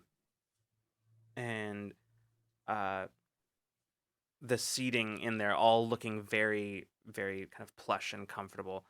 And as they gesture you in, they say, "Please take as much time as you like to refresh yourselves and take a moment uh, to rest. And uh, as soon as you are ready, the chancellor will meet with you. I've taken the liberty of setting up an appointment for you with the chancellor. About What time? that will be at the beginning of the night cycle. So you have a few hours to rest and refresh yourselves." Thank you. Yes. Don't hesitate to Definitely. call if there's anything that you need. And they back out and close the door behind them. Thank you for your help. Taylor immediately looks to Ada and just goes and is like kind of sweep the place for Yeah. bugs just immediately. Yeah, she just sort of pulls it up and just Nice. starts. You see the scan lines that are just sort of immediately sweeping the room. And they proceed to go room to room, like just sort of sweeping everything. I love the all of us like sitting quietly while we wait to make sure that we're Mason goes and just Talking through. investigates like the coffee, Yep. yeah. the coffee maker, and makes himself some coffee. Peach sits on the bed to feel how comfortable it is. Yeah, it's very nice, very, very nice. All the stops pulled out for apparently for visiting dignitaries. So, Oh, Yeah. I feel underdressed. after a few minutes, Ada goes, "Okay," and let's see, 1, 2, 3, 4, 5, 6, 6. 6 surveillance devices disabled. Oh, Thanks. just went ahead and talked about. Good. Good. Thank you, Ada. I think maybe doctor rules. Careful Yeah. about the information we offer Yeah. willingly. And I will say it's not that uncommon to be provided rooms. It could just mean they think there might be a multi-day negotiation going on. Yeah. Yeah. Mhm. I'm not worried about that. I guess I'm a little worried that there were surveillance devices in the first place, but I mean, that's make it also perfectly. fairly common in, I uh, mean, intelligence gathering. yeah. I'm sure we do it too. Uh, But yeah, They're a little gonna- sketchy. They're gonna know we took them out probably, but I mean, I don't think they'll bring it up. Vix just speaks up. He says, Yeah. "Well, the way this works, it's all kind of bit of a game, really. I mean, they put them in here, fully expecting that any kind of security team that any foreign dignitary brings with them is going to do a sweep and Mhm. disable the listening devices or interfere with them in some way. Mhm. And us disabling them puts them in a position to either acknowledge that they bugged us, or Which they which they won't. won't. And their only other option is to let it be. So they generally bank on at least one of the listening devices being overlooked. But Vix glances at Ada and says, "Pretty sure we've got that covered." Because I can't believe you actually did pay attention in class. Are That you one. kidding me? Our mom would have she grilled me every day after class to make sure lessons were sinking in. She, me specifically, not you. Well, I mean, I'm not making a comment, but I didn't really need the extra study session. Anyway, you that was super helpful. Thank you for that briefing. That was really great. That was incredibly helpful. Yeah, okay. Yet that Vix is also the child of a dignitary. Right. Until he makes it known. Yeah. Like Watching the siblings kind of like back and forth about how like this is normal. Watch, this is the fun part. Like Taylor like leans back and just goes, so what do you think they want in particular from us that we can provide? Well, they probably have seen how we've offered protection to planets in the past, and I don't know if they have a specific goal in mind or if they are interested in our protection. I guess that. Sorry. Okay. At this point, you're interrupted by like the door chime to your quarters. I'm gonna open the door. Yeah. I'm gonna go and open the door. Yeah. As the door opens, you see a man standing in front of you with curly red hair, red beard that the last time you saw him was a lot better kept than it is currently. But wearing just sort of a simple brown jacket and practical pants, high boots. You see Becker Shaw as he looks. He says, Yes. "Hey, there you are." Whoa, you cleaned up. Long time no see. Yeah, well, and he kind of glances. Mind if I come in? Yeah, come in. He steps inside and just sort of glances around, looking at all of you, and says, "Oh wow, everybody's here. Great. Good to see you all. Sorry, I've You too. been a bit out of contact. Been pretty busy working on chasing down some leads, but Yeah. it's really good to see all of you." I mean, Taylor like comes up to him and like just pats his face. For me, it hasn't really been that long. You were just a bit more grey. He looks at you and says, "Yeah, I'd heard you'd come back. Welcome back. Good to have you." It's good to be back, though. I do definitely wish it was at, for lunch or something, not for Yeah. whatever's going on now. Yeah. I was as surprised as anybody when I found out that Sulan was officially contacting the Resistance. I've been here for about 3 or 4 weeks working on tracking down a lead, but and then Wire contacted me and told me y'all would be coming, so Yes, I mean, an attack on their own soil by a mega corporation doesn't sit well, I guess. yeah, that's Which is a relief. yeah. I figured I had a suspicion they wouldn't take that one lying down, but to outright contact the Resistance, bit of a bold move. Ballsy. Yeah. Do you have any idea of what exactly they want? No, I've ever since they got in contact with Wire, they offered to put me up here in the capital as well. I declined, but I have my own accommodations. But no, I haven't really had a chance to talk with anybody yet. Not for lack of their trying, but I figured it was better to keep any kind of conversation about the Resistance to a minimum until the official proceedings. So yeah, good call. Coffee? Yes, absolutely.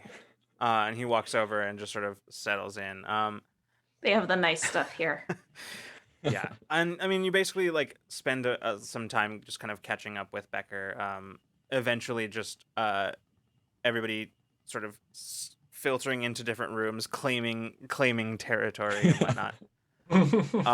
Jumping on the bed just a little bit because it's very fluffy and Yeah, nice. you know, the classic hotel routine. Just sort of Yeah. Open every drawer, smell all the available soaps. Like, Yeah. Look for ciphers. yes, Look for first. ciphers. Oh my god. But Good actually, idea. But actually, Look for There's- ciphers in the there's- diplomat suite. Almost- it was mostly a joke. There's almost but... no way that any of the ciphers that are in the Yeah. thing are something that you would likely find in here. So I know. we just find some more level 8 mouth. yeah, no, that's Just it. really strong. No, that makes sense. You know what? I'll That's give what you it's that for. for free. Like all of you find one level 8 cipher. It's mouthwash. Yes. You're welcome. Yes. I use it immediately. We have a precedent to uphold here. This is good. I love this so much. Thank you all. I'm putting it in my. I'm actually Save- putting it Good in. I'm guess. saving it. I'm not I'm gonna joking. save it as That's well. absolutely a thing that you find. I'm gonna save it this time. Okay. Oh, I remember you. Spaceship breath. Spaceship breath. I mean, the way I think about it, it's recycling the same air, and we're eating Yeah. like weird foods. Like I'm no, sure. it's a good point. Yeah. Hmm. Spaceship breath. It's canon now. Spaceship breath. Anyway. God, I love it here. I think Vix and I during this whole time are giving everybody like, okay, so here are some things that you don't Yeah. want to do, and just like we're just kind of like telling everybody the protocol. I will say that at one point, people are just sort of heading off. At one point, Alma peels away to go and like shower, refresh herself, and whatever. And Jade just immediately like face plants on one of the beds and just sort of like goes there, turns onto his back, and is within like 30 seconds you can hear Jade softly snoring. Oh, Oh, deserve that's so cute. Yeah. Wait, can that 10 minutes that I spend, can I use shit, what's the ability called? I don't have my sheet in front of me, but where it gives everybody a free level of effort when we spend time going over the plan. I forgot what it's called absolutely. right now. But Yeah. The plan. I do That makes remember. perfect sense. The like plan. just sort of prepping everybody for diplomatic proceedings, and yeah, absolutely. I Yeah, love Yeah. it. I think it was it's 6 intellect for that, so Yeah. I'm marking that. As y'all are talking, Bina, you detect that anxiety again from the room that Alma is currently in. You can feel it sort of not spiking exactly, but like steadily rising. And as you notice it, you see Vix like catches your eye and like glances at the room, looks back at you. I want to look around the suite. Is there like a pack of cards or like some sort of like Yeah, almost certainly. something Like there's a tiny like game that fits in a box that small, like that kind of thing? Yeah, absolutely. Okay, I'm gonna grab one of those and I'm gonna grab Vix. I'm gonna involve him in this. And I'm gonna like hook him with like 2 arms and be like, come with me. He goes, and well, I'm gonna go knock okay. on Alma's door. Yeah, I'm forcing him to be involved with yeah. this. The door opens, and Alma is standing. She goes, "Oh, hi, Hi. I have cards. great. Do you wanna play? Not really. Do you wanna hang out while I make Vix play cards with me?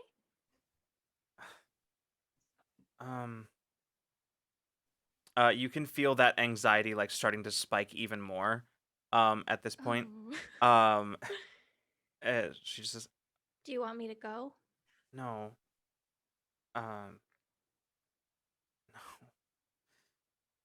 no, just not exactly feeling in a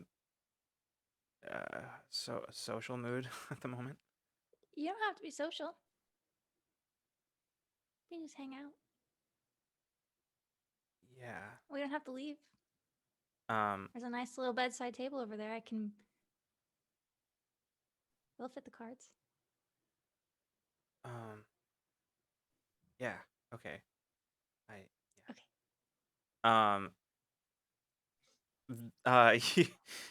You, Bina, you feel you don't feel any like emotion per se, but like it's almost like as you there's it's almost like that sensation like you can almost feel like an exchange take place behind you.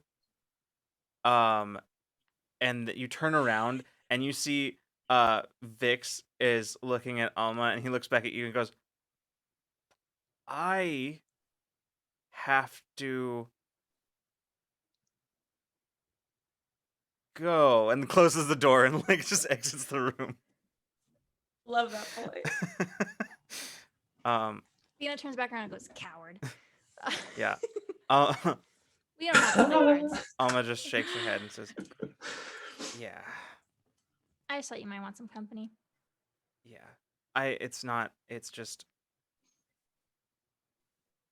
I she's like sits back on, she like walks over down to the bed and like uh I'll go sit yeah, with she it. just like sits like back up against the wall sitting on the bed basically. Um she says, "No, just it's I just started my mind started going started thinking about being here last time, and I mean, don't get me wrong, it's being here is better than being elsewhere in the city. It's a lot quieter. It's good, but still, uh, and just being around. I love them all, but just being around them doesn't. It's just sometimes it's a lot.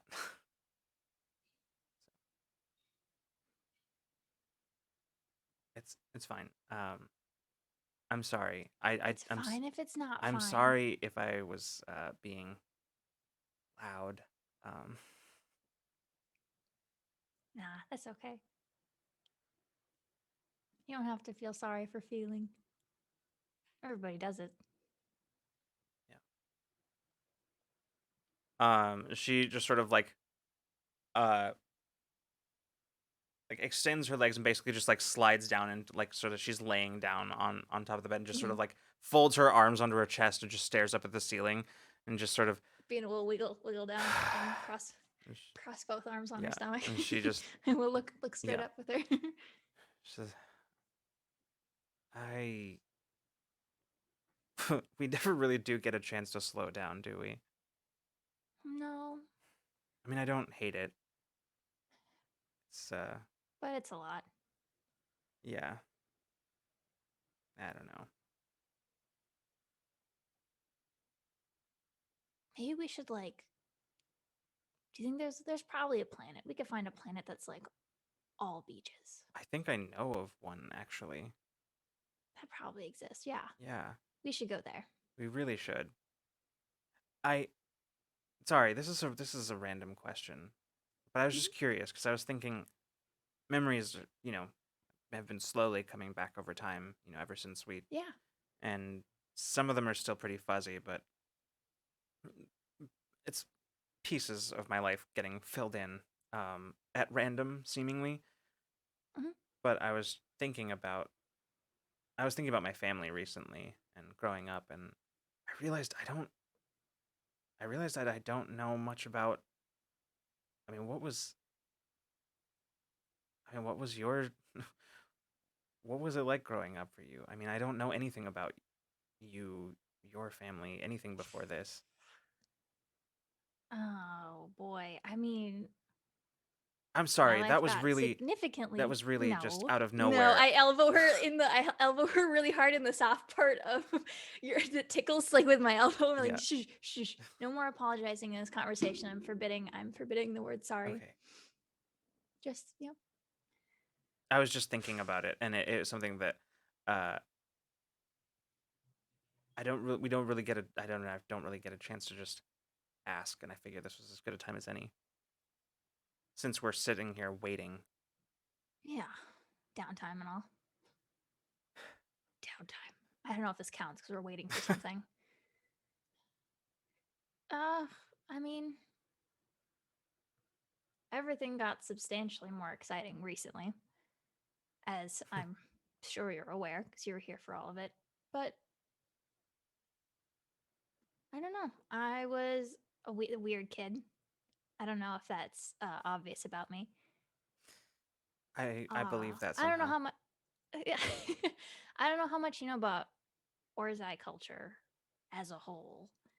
Mm. But like, Nothing. I've not experienced it personally, but I mean, I was a xenoanthropologist, so. I mean, we don't do high tech very often. Everyone's kind of, for the most part, pretty chill to just like be, you know? And it's not like we're a no tech, like it's not banned, but like that's not really the direction. I know a lot of artists. I knew some scientists actually, but like as far as like technology as a whole, like you didn't do a lot of that. So there wasn't really a place to foster my weird little obsession. So what did you do? I mean, how did you?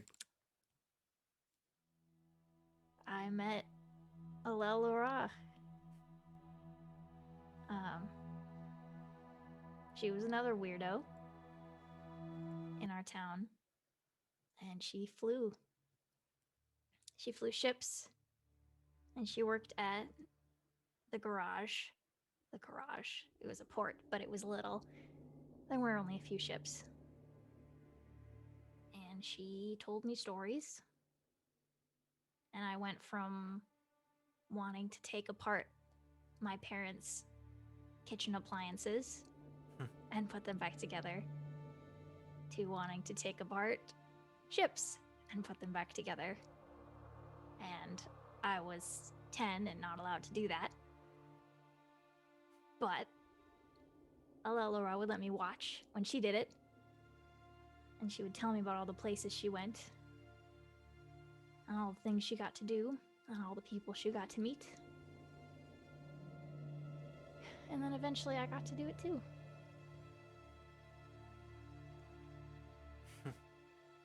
Bounced around for a while, drove a lot of freighters. Never really had any run-ins with pirates. We skirted them a couple of times. That was really the most exciting thing that ever happened pre all of this. But I flew a lot until I settled down on 23.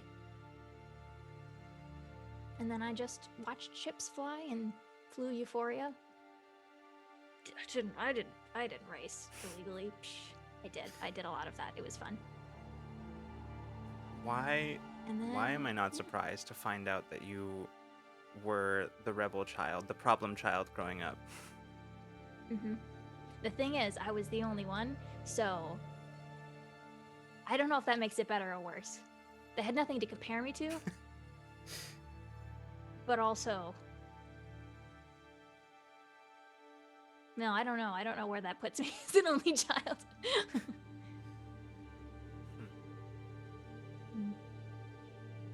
Yeah. Just eyes for the sky since day one, I think. Huh.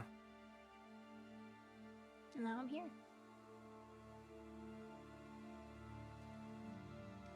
Yeah. Well, in spite of all of the things that led to it, I'm glad you are. Me too. Do you ever miss it? Things from before? I miss my terrible little apartment on 23 sometimes, and all my good tools.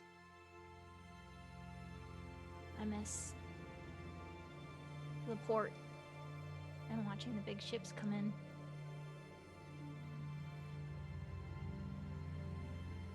I miss racing Euphoria.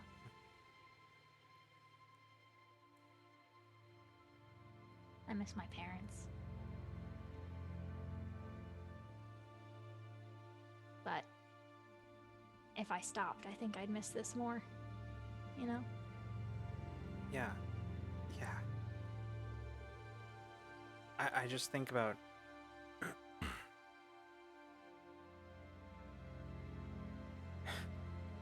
was just thinking about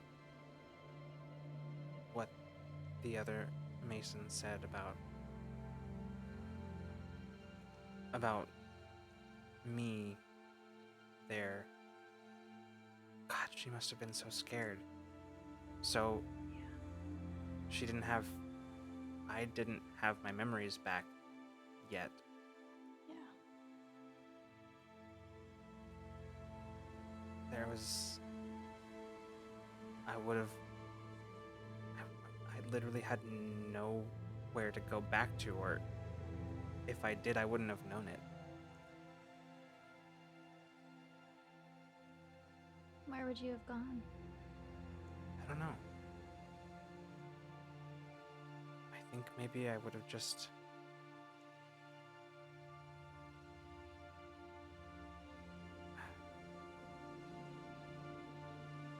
I don't know.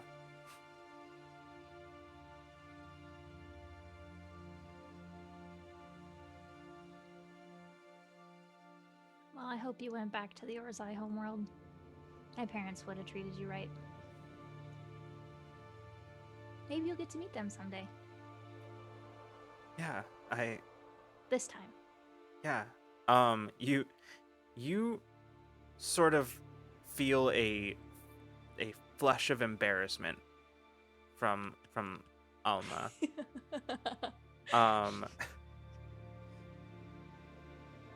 And just I mean, maybe if we have time to at some point. I mean, I would like I would like to. Bina kind of like closes her eyes and goes, Beach Planet first, though. Yeah. Beach Planet. And although Bina can't see it, with her eyes closed, Alma doesn't close her eyes. She just lays there and watches Bina for a little while.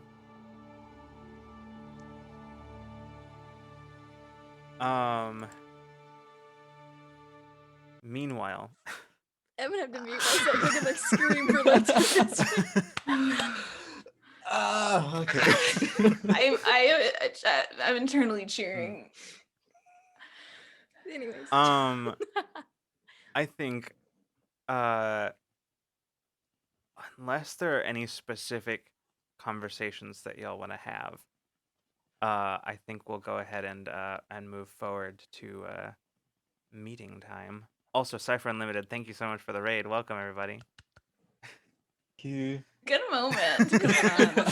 Oh you my came in the God. gayest moment. It was... So far. So far. So far. so far. The gayest moment so far. That is a threat. That is a threat. No, That's no, fine, too. that's a promise. That's a promise. It's why not both? Y'all better be getting so many clips. I'll make 1 billion gifs of this episode if you make clips for it. So I think then we will we'll cut ahead to as I think probably not everybody is going to the meeting, so y'all can decide amongst yourselves. I think Beach is gonna stay back. I think Peach is gonna go shopping for a little while. Handle Just it. hang out. I think Taylor's gonna be like, I got it, guys. I got this. It's fine. Yeah. I think Yeah, Mason me and too. Taeyeon should Yeah. go. Makes- We'll take care of this. Um, Anything that needs to be smoothed out, Yeah. I'll make it Meeting worse. with I assume like Alma is staying here. I assume she's Yeah. not. She's not gonna come. I think Alma is. I think she does finally eventually fall asleep, and just opts to stay that way. Understandable.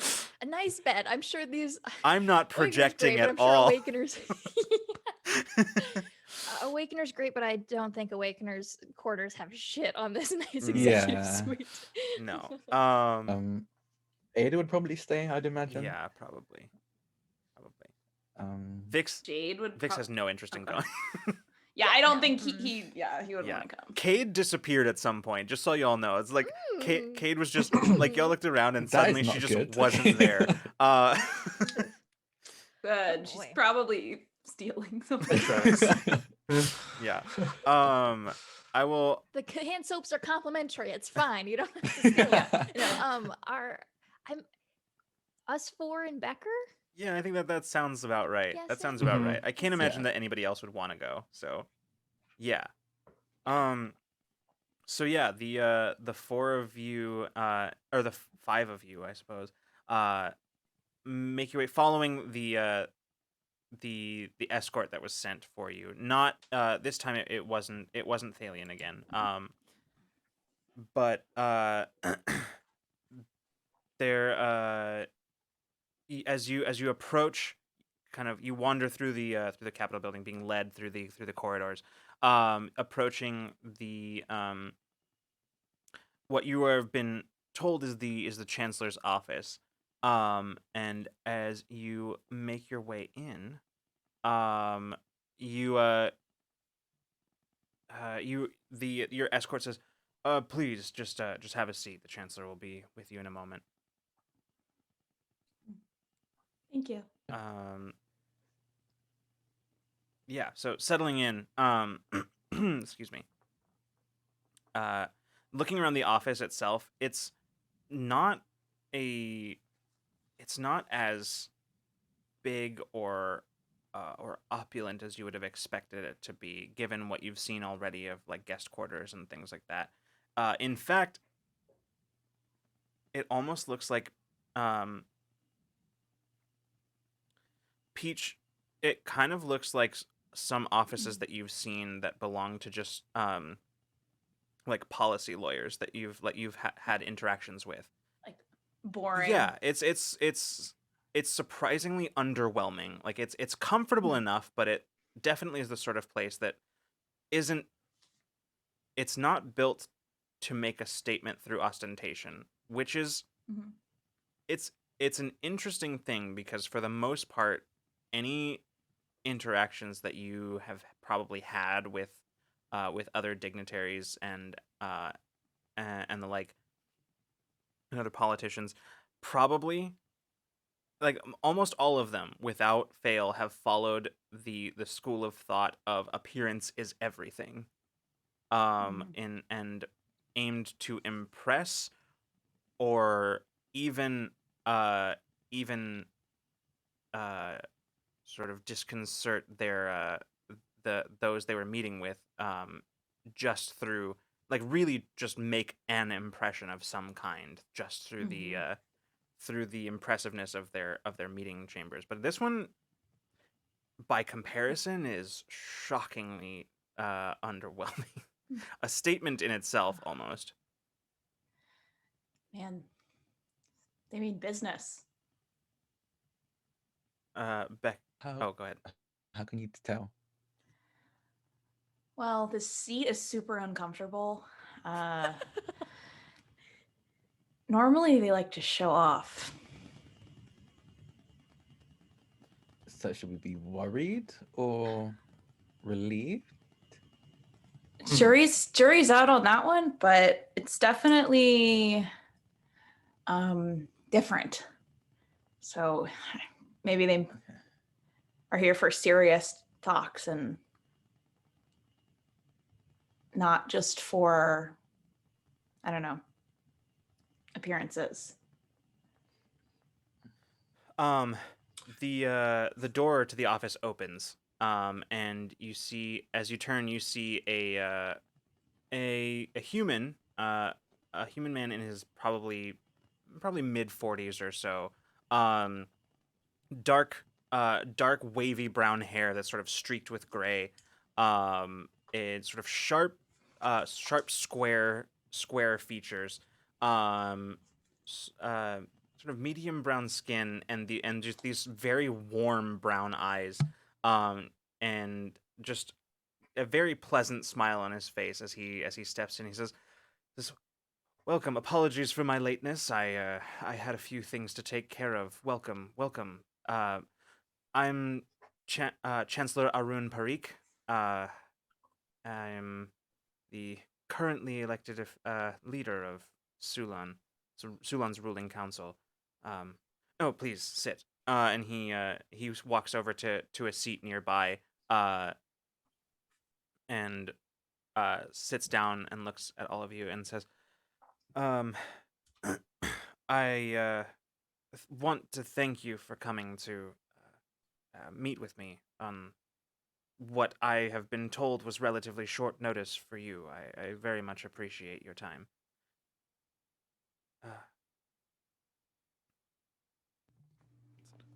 I mean, thank you for inviting us. I will admit, I think it's okay for me to speak for everyone, but what exactly do you have to talk to us about? I'll admit I'm a bit nervous. I'm just gonna admit that right from the top. It's not every day we get a call from Chancellor Sulan, especially Yeah. considering our previous visit to Sulan. So Mm. we're Right. Yes. a little curious, Of course. Straight to business. but happy to be invited back on these circumstances. Yes. Well, straight to business is frankly how I prefer things. I am. I can tell. Well, I'm as you might expect, governing a city like such as an independent city state such as Sulan, it's busy work, and wherever I can take something off of my plate, I appreciate the opportunity. But yes, I called you here. Actually, it's precisely because of your previous visit to Sulan. Word has reached us recently of a resistance against the corporations. And this is a matter that is of interest to all of us here, given the conduct of the corporations. I assume Silverbreak Technologies primarily, although they will and have denied such. But it's obvious to anyone with half a brain that they were involved and had their hands all over this, especially with the appearance of the Silverfall, which had some rather worrying consequences for a while for Sulan, but luckily, I'm happy to say, have been the crises therein have been avoided. Glad to hear it. I'll be frank with you and say that this meeting is one that took a good amount of convincing of the ruling council that it was even worth doing. But when it comes down to it, we're all, for the most part, in agreement that the actions of the corporations, particularly over the last century or so, have been increasingly egregious. Their actions on Sulan, attempting to operate with impunity and causing rather a lot of destruction with their presence here. Well, for most of us on the ruling council, it was a bridge too far. Something has to be done, and it doesn't appear that anybody else is doing anything. So... And you're willing... And you and the council are willing to do something. We're willing to do something. Everyone, on that, we have unanimous agreement. The what is somewhat more nebulous.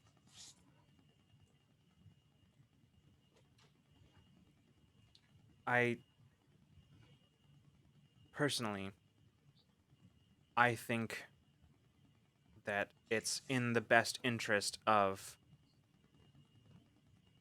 Sulan and perhaps even the galaxy as a whole for change to come in how the corporations are allowed to exist and in what they are able to pursue in their aims. But I do have some questions, of course. And that's first and foremost, what exactly is the course forward? What is it that you're planning on doing? Beyond this nebulous concept of resisting.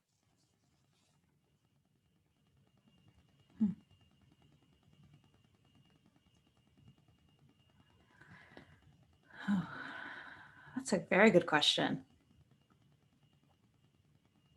I do want to know what his vibe is right now. Like, can we get a vibe check? Like, Can we get a he's- vibe he's- check? get a vibe check. He has a pretty neutral disposition at the moment. Okay. He does have a certain intensity about him that you're not really sure how to place it, Hmm. but otherwise, yeah. I mean, there's not too much happening here. I mean, I'll roll for it. I just want to know if I can sense, like, is he being genuine? Is this like someone coming up to the resistance and asking, so what are your plans? Like, I don't know. Doesn't sit right.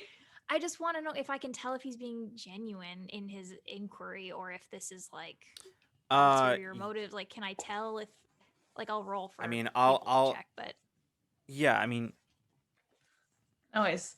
I Read don't us- know if it's read too us soon in the thoughts. conversation. That question particularly made me be like, I just want to know. I mean, wanna know. we can have this be an insight spend because that feels more Okay.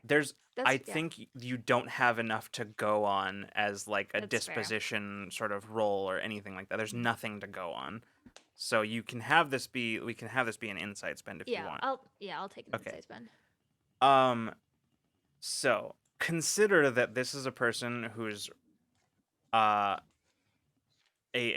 governmental official of an independent city-state that has been kind of on their own as long as they've existed.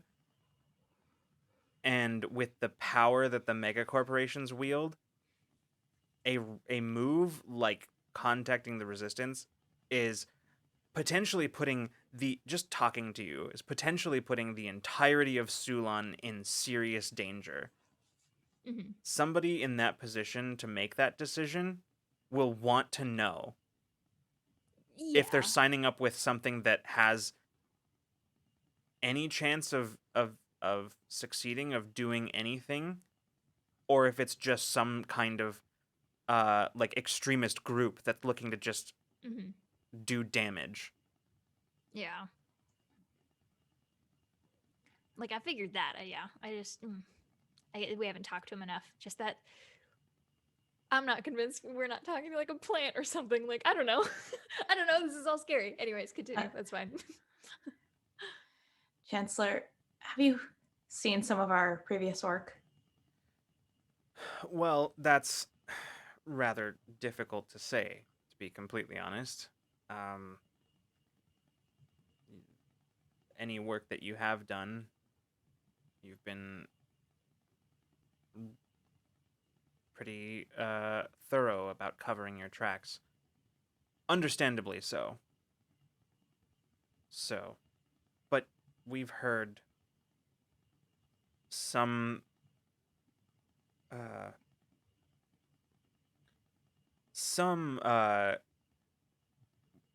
a little bit about the incident in the border worlds, the Far Hope colony. That's the one. That's actually how we first became aware of the existence of your organization. Yeah, that was a big one. That would have been the one. Yep.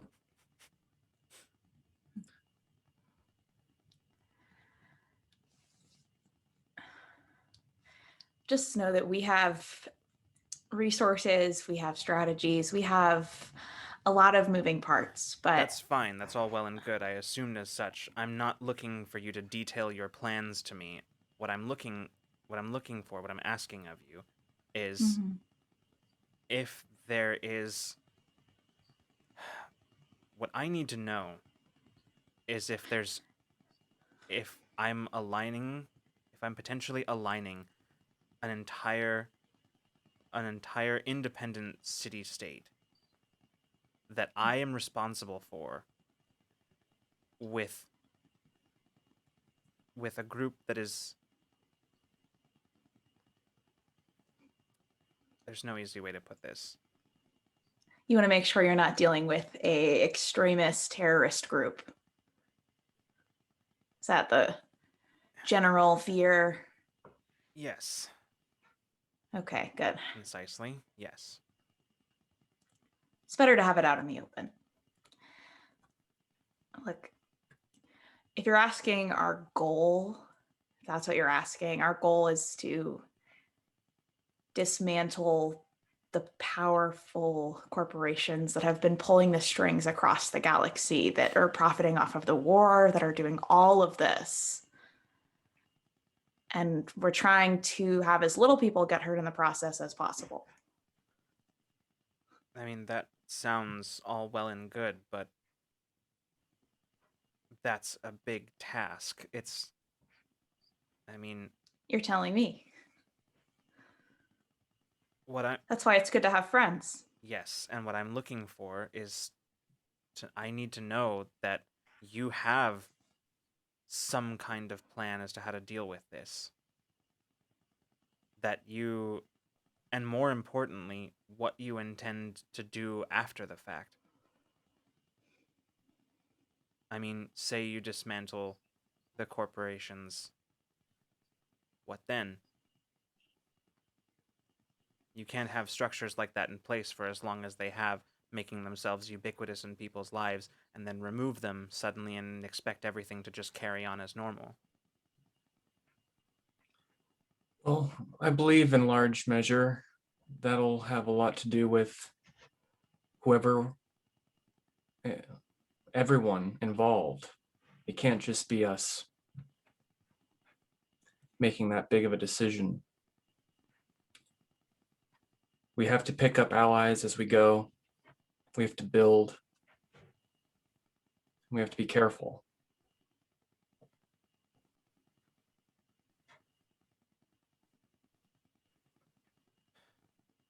Yes. Understandable.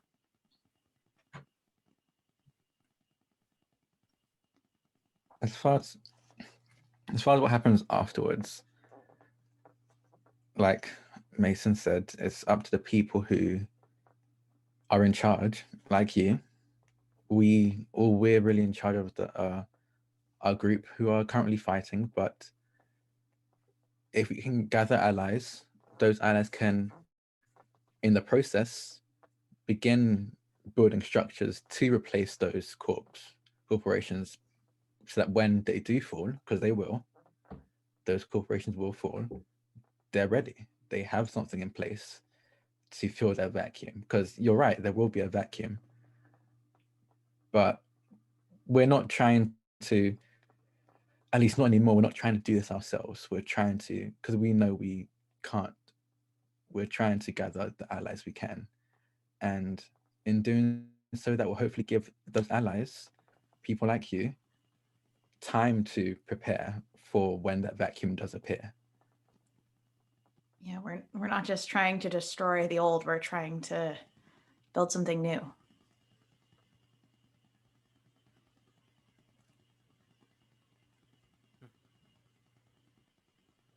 I know you're putting a lot at risk here. I know that Sulan could be a target, and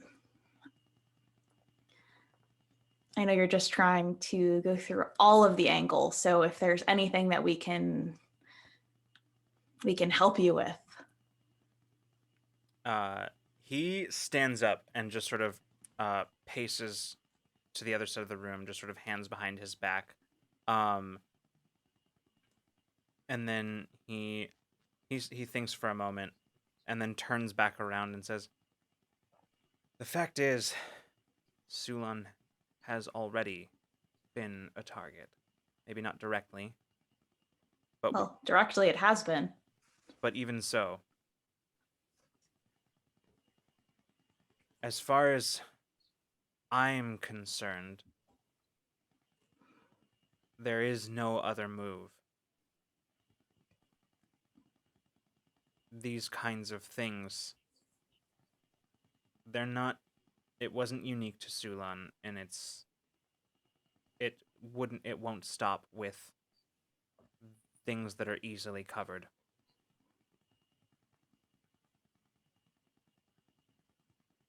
But I know that what some of my more hesitant colleagues are concerned about is precisely with what comes after. If Sulan is going to stand behind the resistance and to help dismantle these corporations and help build what comes after, we want to make sure that we're not helping to put in place something far worse.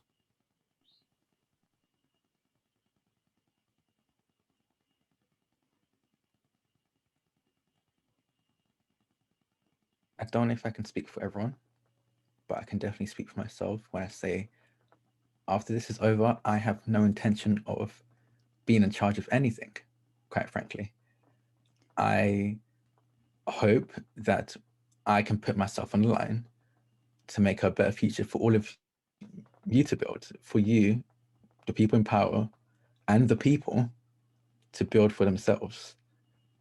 If you're in control of that, I hope at the very least only good can come from that. If anything, asking us what we had planned in the hopes or expectation that we will fill that void is probably more counterproductive and counterintuitive to what you're hoping for in the first place.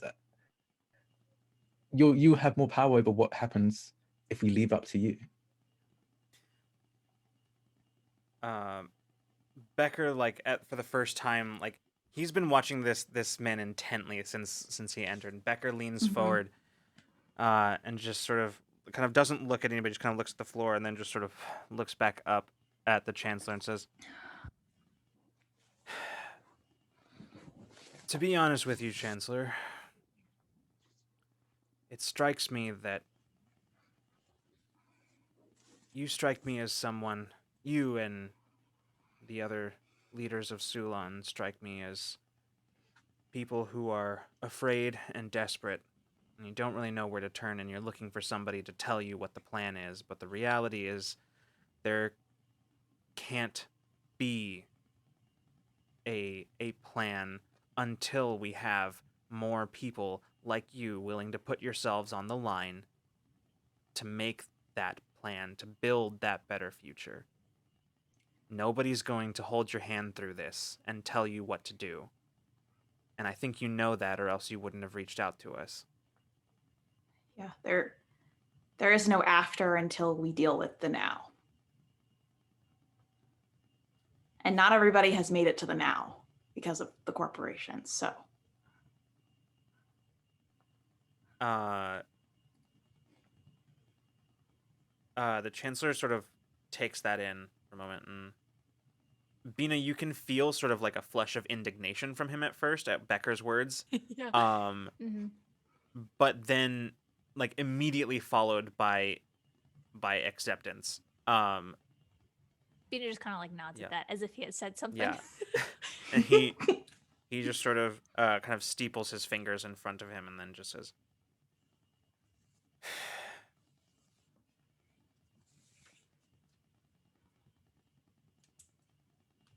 the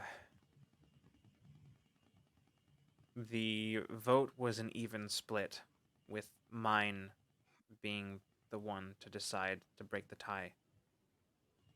I was given complete authority to make the final decision. I just wanted to meet with you first. figured there wasn't really a good way to make that decision without first hearing what you had to say.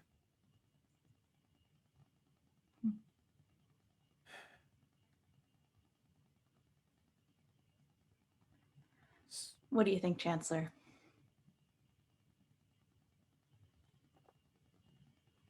I think that this has been allowed to go on for too long. And both the Commonwealth and the Ascendancy, the only powers in the galaxy that would have had any way of slowing this tide, instead got into bed with the corporations. Because it was easier, it was more convenient, and it was More profitable. easier to build faster. Meanwhile, the rest of us out here, the independent systems, the sovereign states, we got tossed scraps, and were told that we were damn lucky. So, if there's any way to change that, then you can be damn sure that Sulan will be at the forefront of it. Hear, hear. Sulan is the only human-led colony or independent state. It's the only human-founded state in the galaxy. We were refugees here. We started out as guests of your galaxy. But we're not guests here anymore. This is as much our home as it is yours now. And if we don't do our part, then we don't have the right to say that.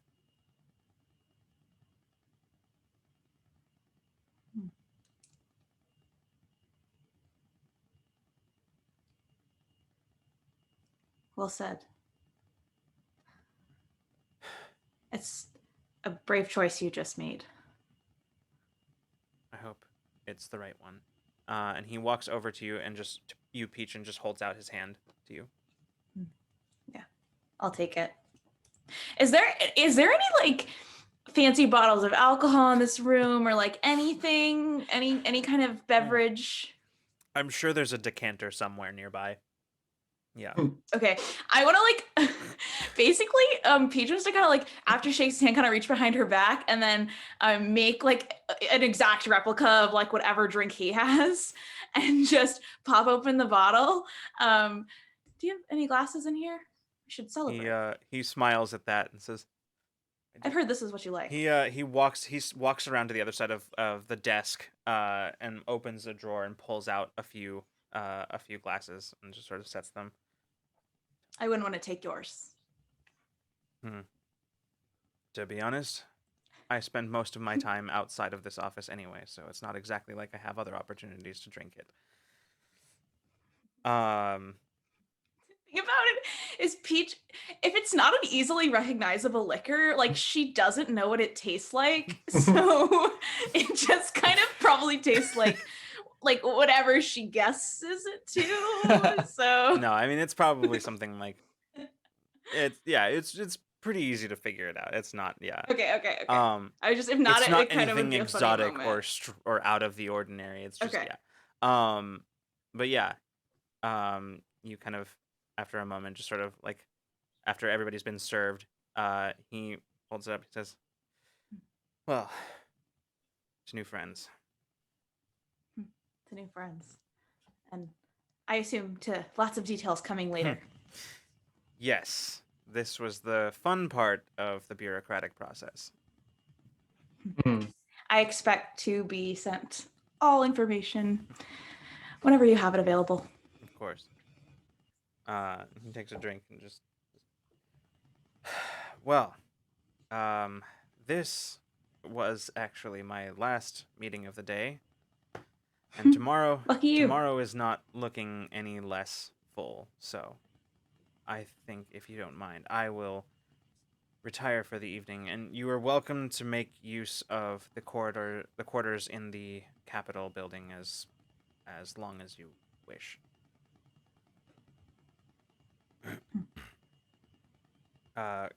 Thank And you. you can feel free to come and go as you please. I've given you visitors access.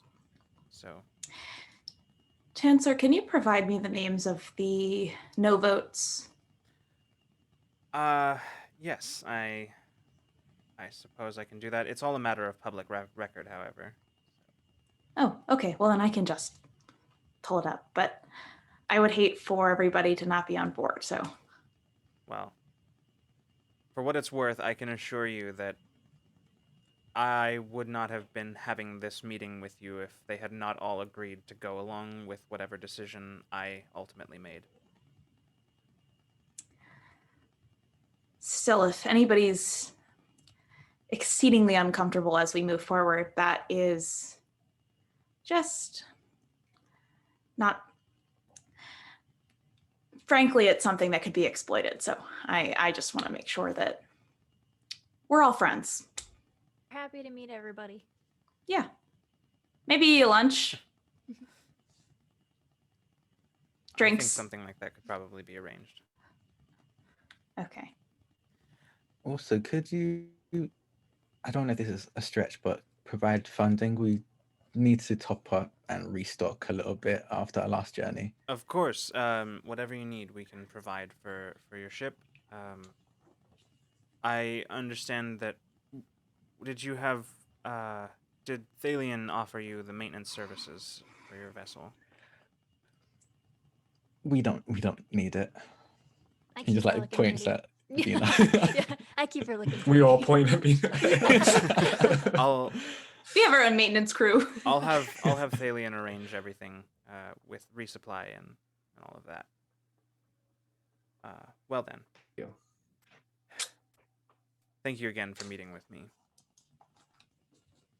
Thank you for reaching out I look forward to working together. to a better future.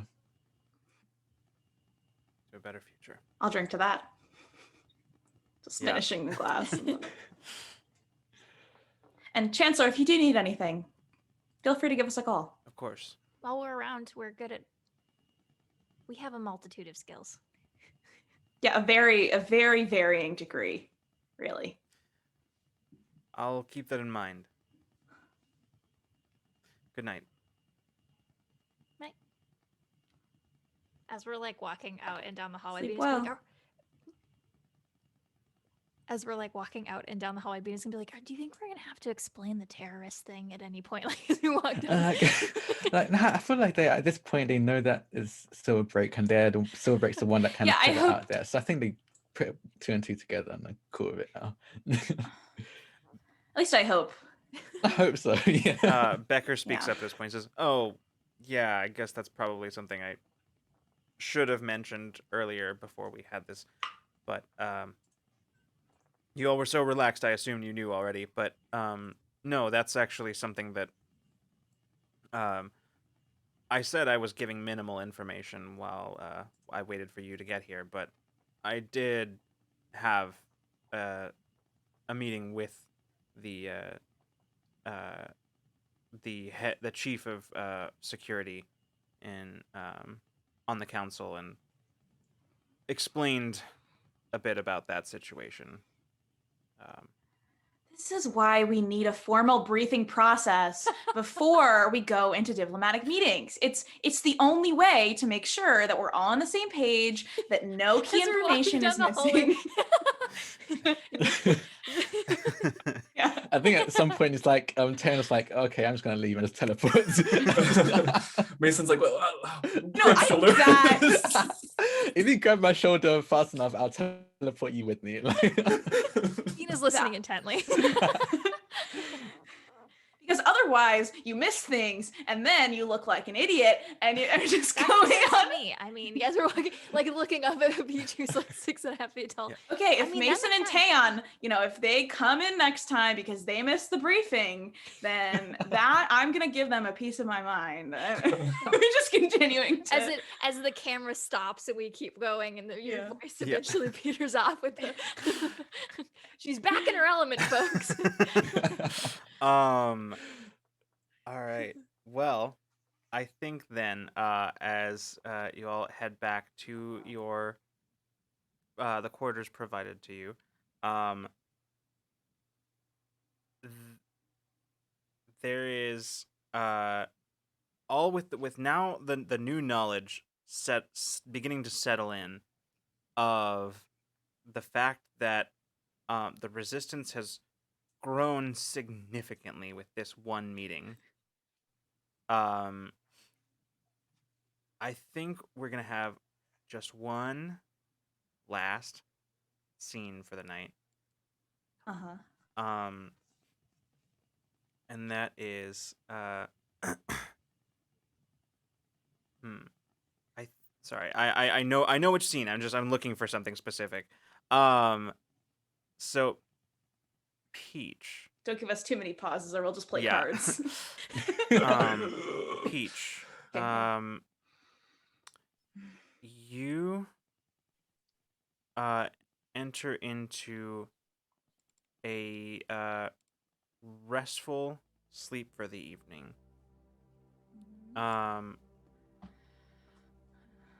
And you suddenly find yourself standing in a field, a grassy field, tall grass that comes up to your waist in as far as you can see in every direction. The sky is perfectly blue, rolling hills in all directions.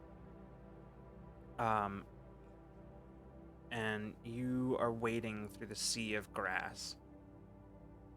And as you kind of run your hands over the top, sort of gently over the top of the blades of grass,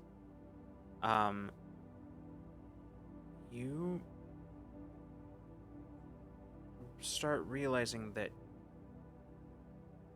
you're not only, I mean, not the fact that you're in a dream, because that's obvious, but the thing that you find strange about it is the fact that you know it's yours.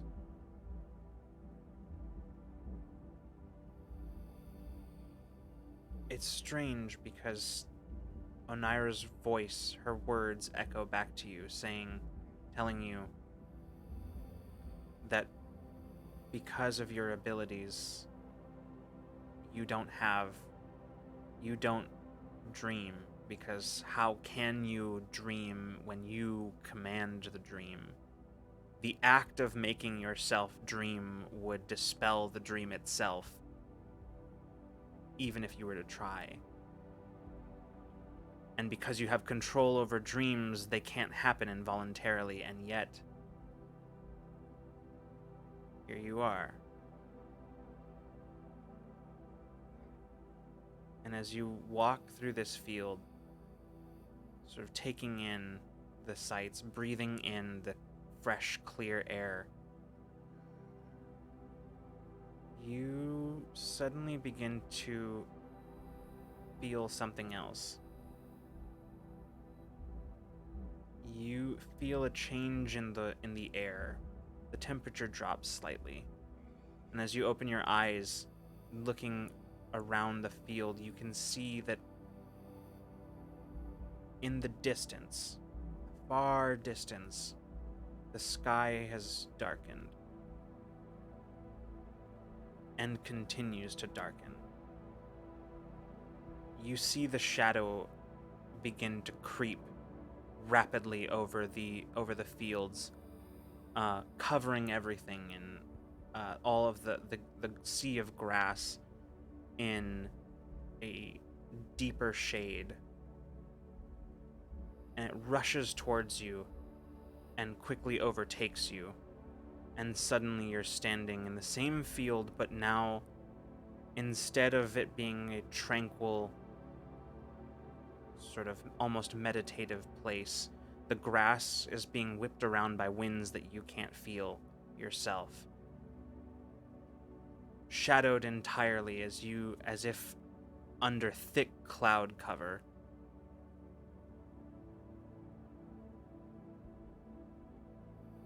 And then you feel something that you haven't felt in quite some time. To the point where you'd almost forgotten about it, maybe because you hoped that it wouldn't happen again. But now here it is. That presence. A sense of the weight of attention being pressed down on you until you feel like you're being pushed steadily into the ground, making an impact into the ground under the weight of it.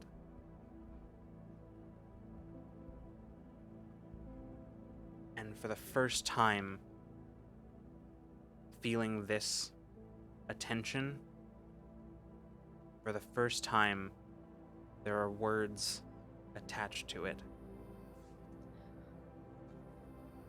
You hear, thinking.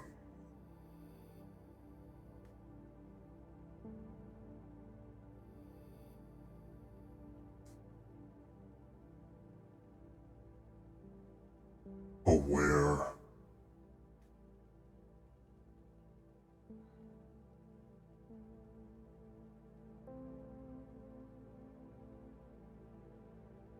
and then suddenly, Peach, you wake up in the room that was provided to you by Sulan. Still feeling the weight of that attention, although lessened. And in that moment, for the next few moments, as the vestiges of sleep sort of fall from you, until that attention fades, you've never once in your life felt smaller. And that's where we're going to stop.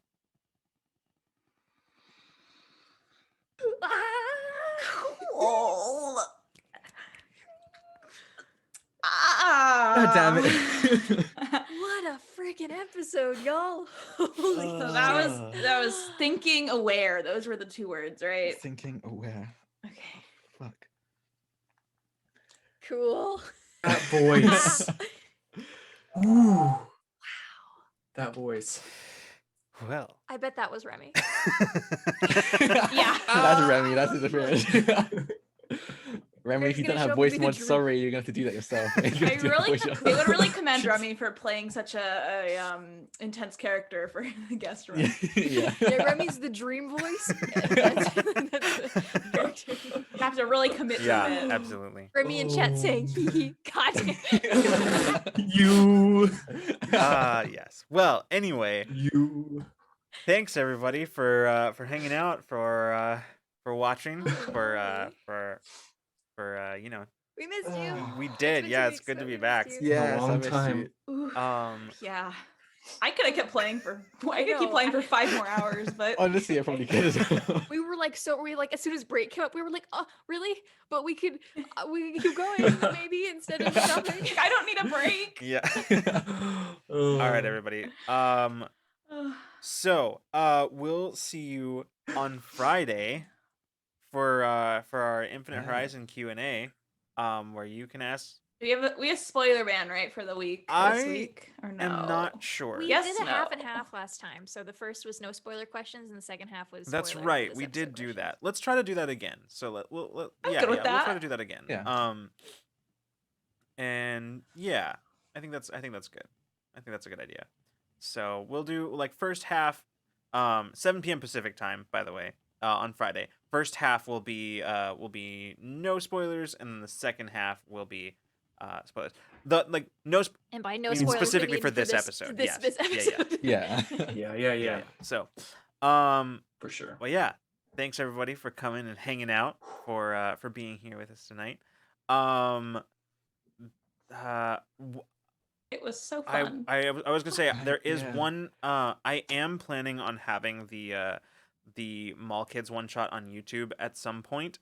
I don't have a particular schedule for that, but I am working on it. So You missed it. You have to watch it when it goes on YouTube. You guys, you have to watch It's it. so I was sitting in my I like missed room it. I kinda alone, watched it. just like clapping and yelling. Like it was just so Yep. fun. I and only so watched a little good. bit, and it was so funny. The parts that I watched, I was like dying laughing. Unbearably. And I was watching it like around other people, and they were like, "What is going on there?" Oh god. Okay. I need to. Watch It's it. wonderful. Mm-hmm. You're gonna lose your damn mind. It's Jack, we beautiful. can time it. We can both watch it, and then we can live text. It's cool. There you go. Yeah, I'm down for it. Let's do it. all right. Well, yeah. So everybody, we will be back on Friday for that Infinite Horizon Q&A. We'll be back next week with a regular schedule. Next week we'll be back with Remy as a guest on this show. I'm very excited to have him. I'm so excited to play you again, Yeah. Remy. I missed you. So yeah, so you have that to look forward to next week. Otherwise, everybody, I think we're gonna stop there. So thank you so much again, everybody, for coming and hanging out. For Next time we'll have next time we'll Remy. have Remy. very special guest for a very special. That's right, 50th episode. Yeah. Yeah, Caitlin and Drac, y'all want to go through and just sort of say your stuff that's coming up. I always go first. You can go first. Okay. I stream all over the place. I'm a co-founder of Friends Roll Dice, and I'm like behind the scenes of all of that. I don't really stream there, but I'm involved in everything that happens in the background. You can catch me on the D&D Twitch channel on Mondays at 4 p.m. Eastern, and a kind of Keep Mishy's campaign. Right now we're playing I think it's called Book of the Raven, and it's the kind of Keep Mishy is a bunch of different stories in the book, and right now we're in the Book of Ravens, and I'm playing someone who's heavily inspired by Shaggy from Scooby-Doo. Yes, Incredible. So it's a ton of fun because it's very much horror based, and right now everything scary is happening to my character, so it's perfect. You can catch me here every Wednesday at 9 p.m. Eastern in Infinite Horizon, playing a time traveling lizard alien, which is a ton of fun. Premiering this Saturday at 2 p.m. Eastern. I'm gonna be over on Table Story on Twitch at I think I said it, yeah, 2 p.m. Eastern, in a Clockwork Dominion campaign called Midsummer Mysteries, which is like steampunk plus magic. Is very cool. My character, there's a lot of mysteries about everyone's character, and I'm very excited about mine eventually being revealed, but you know, it might never get revealed, who knows. But you can catch me there. Kane's probably going to mention it, but I'm going to be guessing over on Power Play. Don't know the time, so I'm going to leave that to Kate. 5 p.m. Pacific. I said it wrong. 5 p.m. last time, I Pacific, think. so that's I think that's like 8 p.m. Eastern over on Q times. And then on Monday, again, don't remember the time, but I'm going to be on a channel, which I can't remember as well. It's all on Twitter. Just if you're not following Drac, Yeah, it's all what on have you Twitter, fully on been doing? Twitter. But I'm going to be playing in a Pathfinder 2nd Edition one shot for charity for Jasper's Games Week, and that's going to be a ton of fun. I'm playing with Jason Bohem, but the person who basically helped write Pathfinder 2nd Edition. I'm going to be playing with him. Oh, I'm yeah, very yeah, excited yeah, about yeah, that. yeah. Sick. Jason, Yes. yeah. He's So I'm very excited for that. And that's everything that I remember right now. Follow me on Twitter for extra stuff that I might have forgotten. and the only thing I got going on this week, Power Play on Sunday. I'm so excited, you guys. It is my character, Benny Beckett's solo title feature. We're gonna be a bunch of kids solving mysteries in like That's so fun. 2009 in a fake town Oh in my Michigan. gosh. But Lots of dated references in there, please. I'm gonna try really hard. It's like I'll it's do some like retreads fake, as well. It's like fake 2009, but like we'll try to. We can like make some like parody. Yes, Yeah. do it. But Drac is gonna come and be my childhood best friend, and we're gonna be a gaggle of tweens causing mayhem or solving mayhem. I don't know. I only know a little bit about the game, but So So excited. excited, My 'cause character's this- name is like Will W. Walton. I'm very excited. Good. And what does the Fun. W stand for? Who knows? Who knows? He uses Whatever a he different name wants every it single time. to. Yeah. Nice. So it'll be fun. I'm so pumped. But yeah, Power Play, we're back for our mini season, and then we'll be back in a few weeks after our last solo title for like our real season. So this isn't like cutting into like our real season time. This is like extra bonus mini season. So it'll be cool. I'm excited. Come make me read my own writing out loud. I get to write a flashback. Excellent. Oh, and I do also have a Yeah, really go quick for it. announcement that I actually just Ooh. saw Yes, because yes, I yes. just got this email. Good. So very soon I am going to have a short book of poetry coming Yes. out. It's an ebook, so it's not like a physical copy, but it's cool, called Alternate Summer Where No One Dies, and it's gonna be out hopefully in the next probably not this week, but hopefully in the next week. Ooh. Hell Things have yeah. been really slow with this publisher, but it should be out soon, and I think it's going to be like $3 to download. So I'm really excited, and I will announce it more when I have more details. But if you just go on my Twitter, you will find it there. My public poetry Twitter is @iconicpoetic, so it's literally my Twitter handle here, but with just an ICS, so very easy. And yeah, I'm very excited. Awesome. That's awesome. Congrats. That's so dope. Finally, That's It's been cool. I've been waiting so long. Yeah. All right, everybody. Well, we'll see you hopefully on Friday for the Infinite Horizon Q&A. But if not, we'll see you the next time you decide to come roll with us. Good night and good zone, everyone. Mwah. Bye.